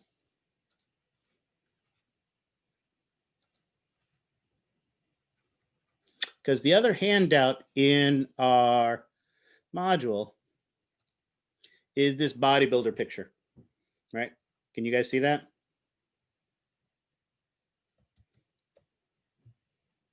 Can't see it. Hold on. How about now? Yes. So yeah, so this is one of the handouts that's on your module. And again, when people get those big necks, as you can see, it's mostly muscles like the trapezius, some of the muscles like the sternocleidomastoid and things along those lines. It isn't so much the platysma because it's so broad and flat, it doesn't bulk out quite the same way. But one of the nice things about bodybuilders, and as I mentioned, there will probably be somewhere between 2 and 4 questions on this exam where I will show you pictures of bodybuilders and you have to identify the muscles from the superficial anatomy of these bodybuilders because they have all the muscles and they have them on display and it's really nice that way. However, you can see that there is some displacement that takes place, like in the legs, like in the shoulders and areas like that. So that is something you do need to be a little aware of when we're trying to identify these things. But most of the time when they're trying to get big muscles, it isn't necessarily to get a big neck. It's more to the big arms, the big chest, the big back, and you know the neck just gets big as a result of it. Arnold should be some of the good pictures. There's plenty of others. Absolutely. I mean, again, you can do in the classroom. So in the classroom, I bought many years ago, like 10 years ago, I bought a bodybuilder magazine and I've just been ripping out pages and doing that. But over the years, I've had students who brought me pictures that are laminated. And one of the sets that someone brought me were some pictures of our former governor in his heyday. And so I do use those on the exam in the classroom. But the nice thing about the online is I've got the almighty Google.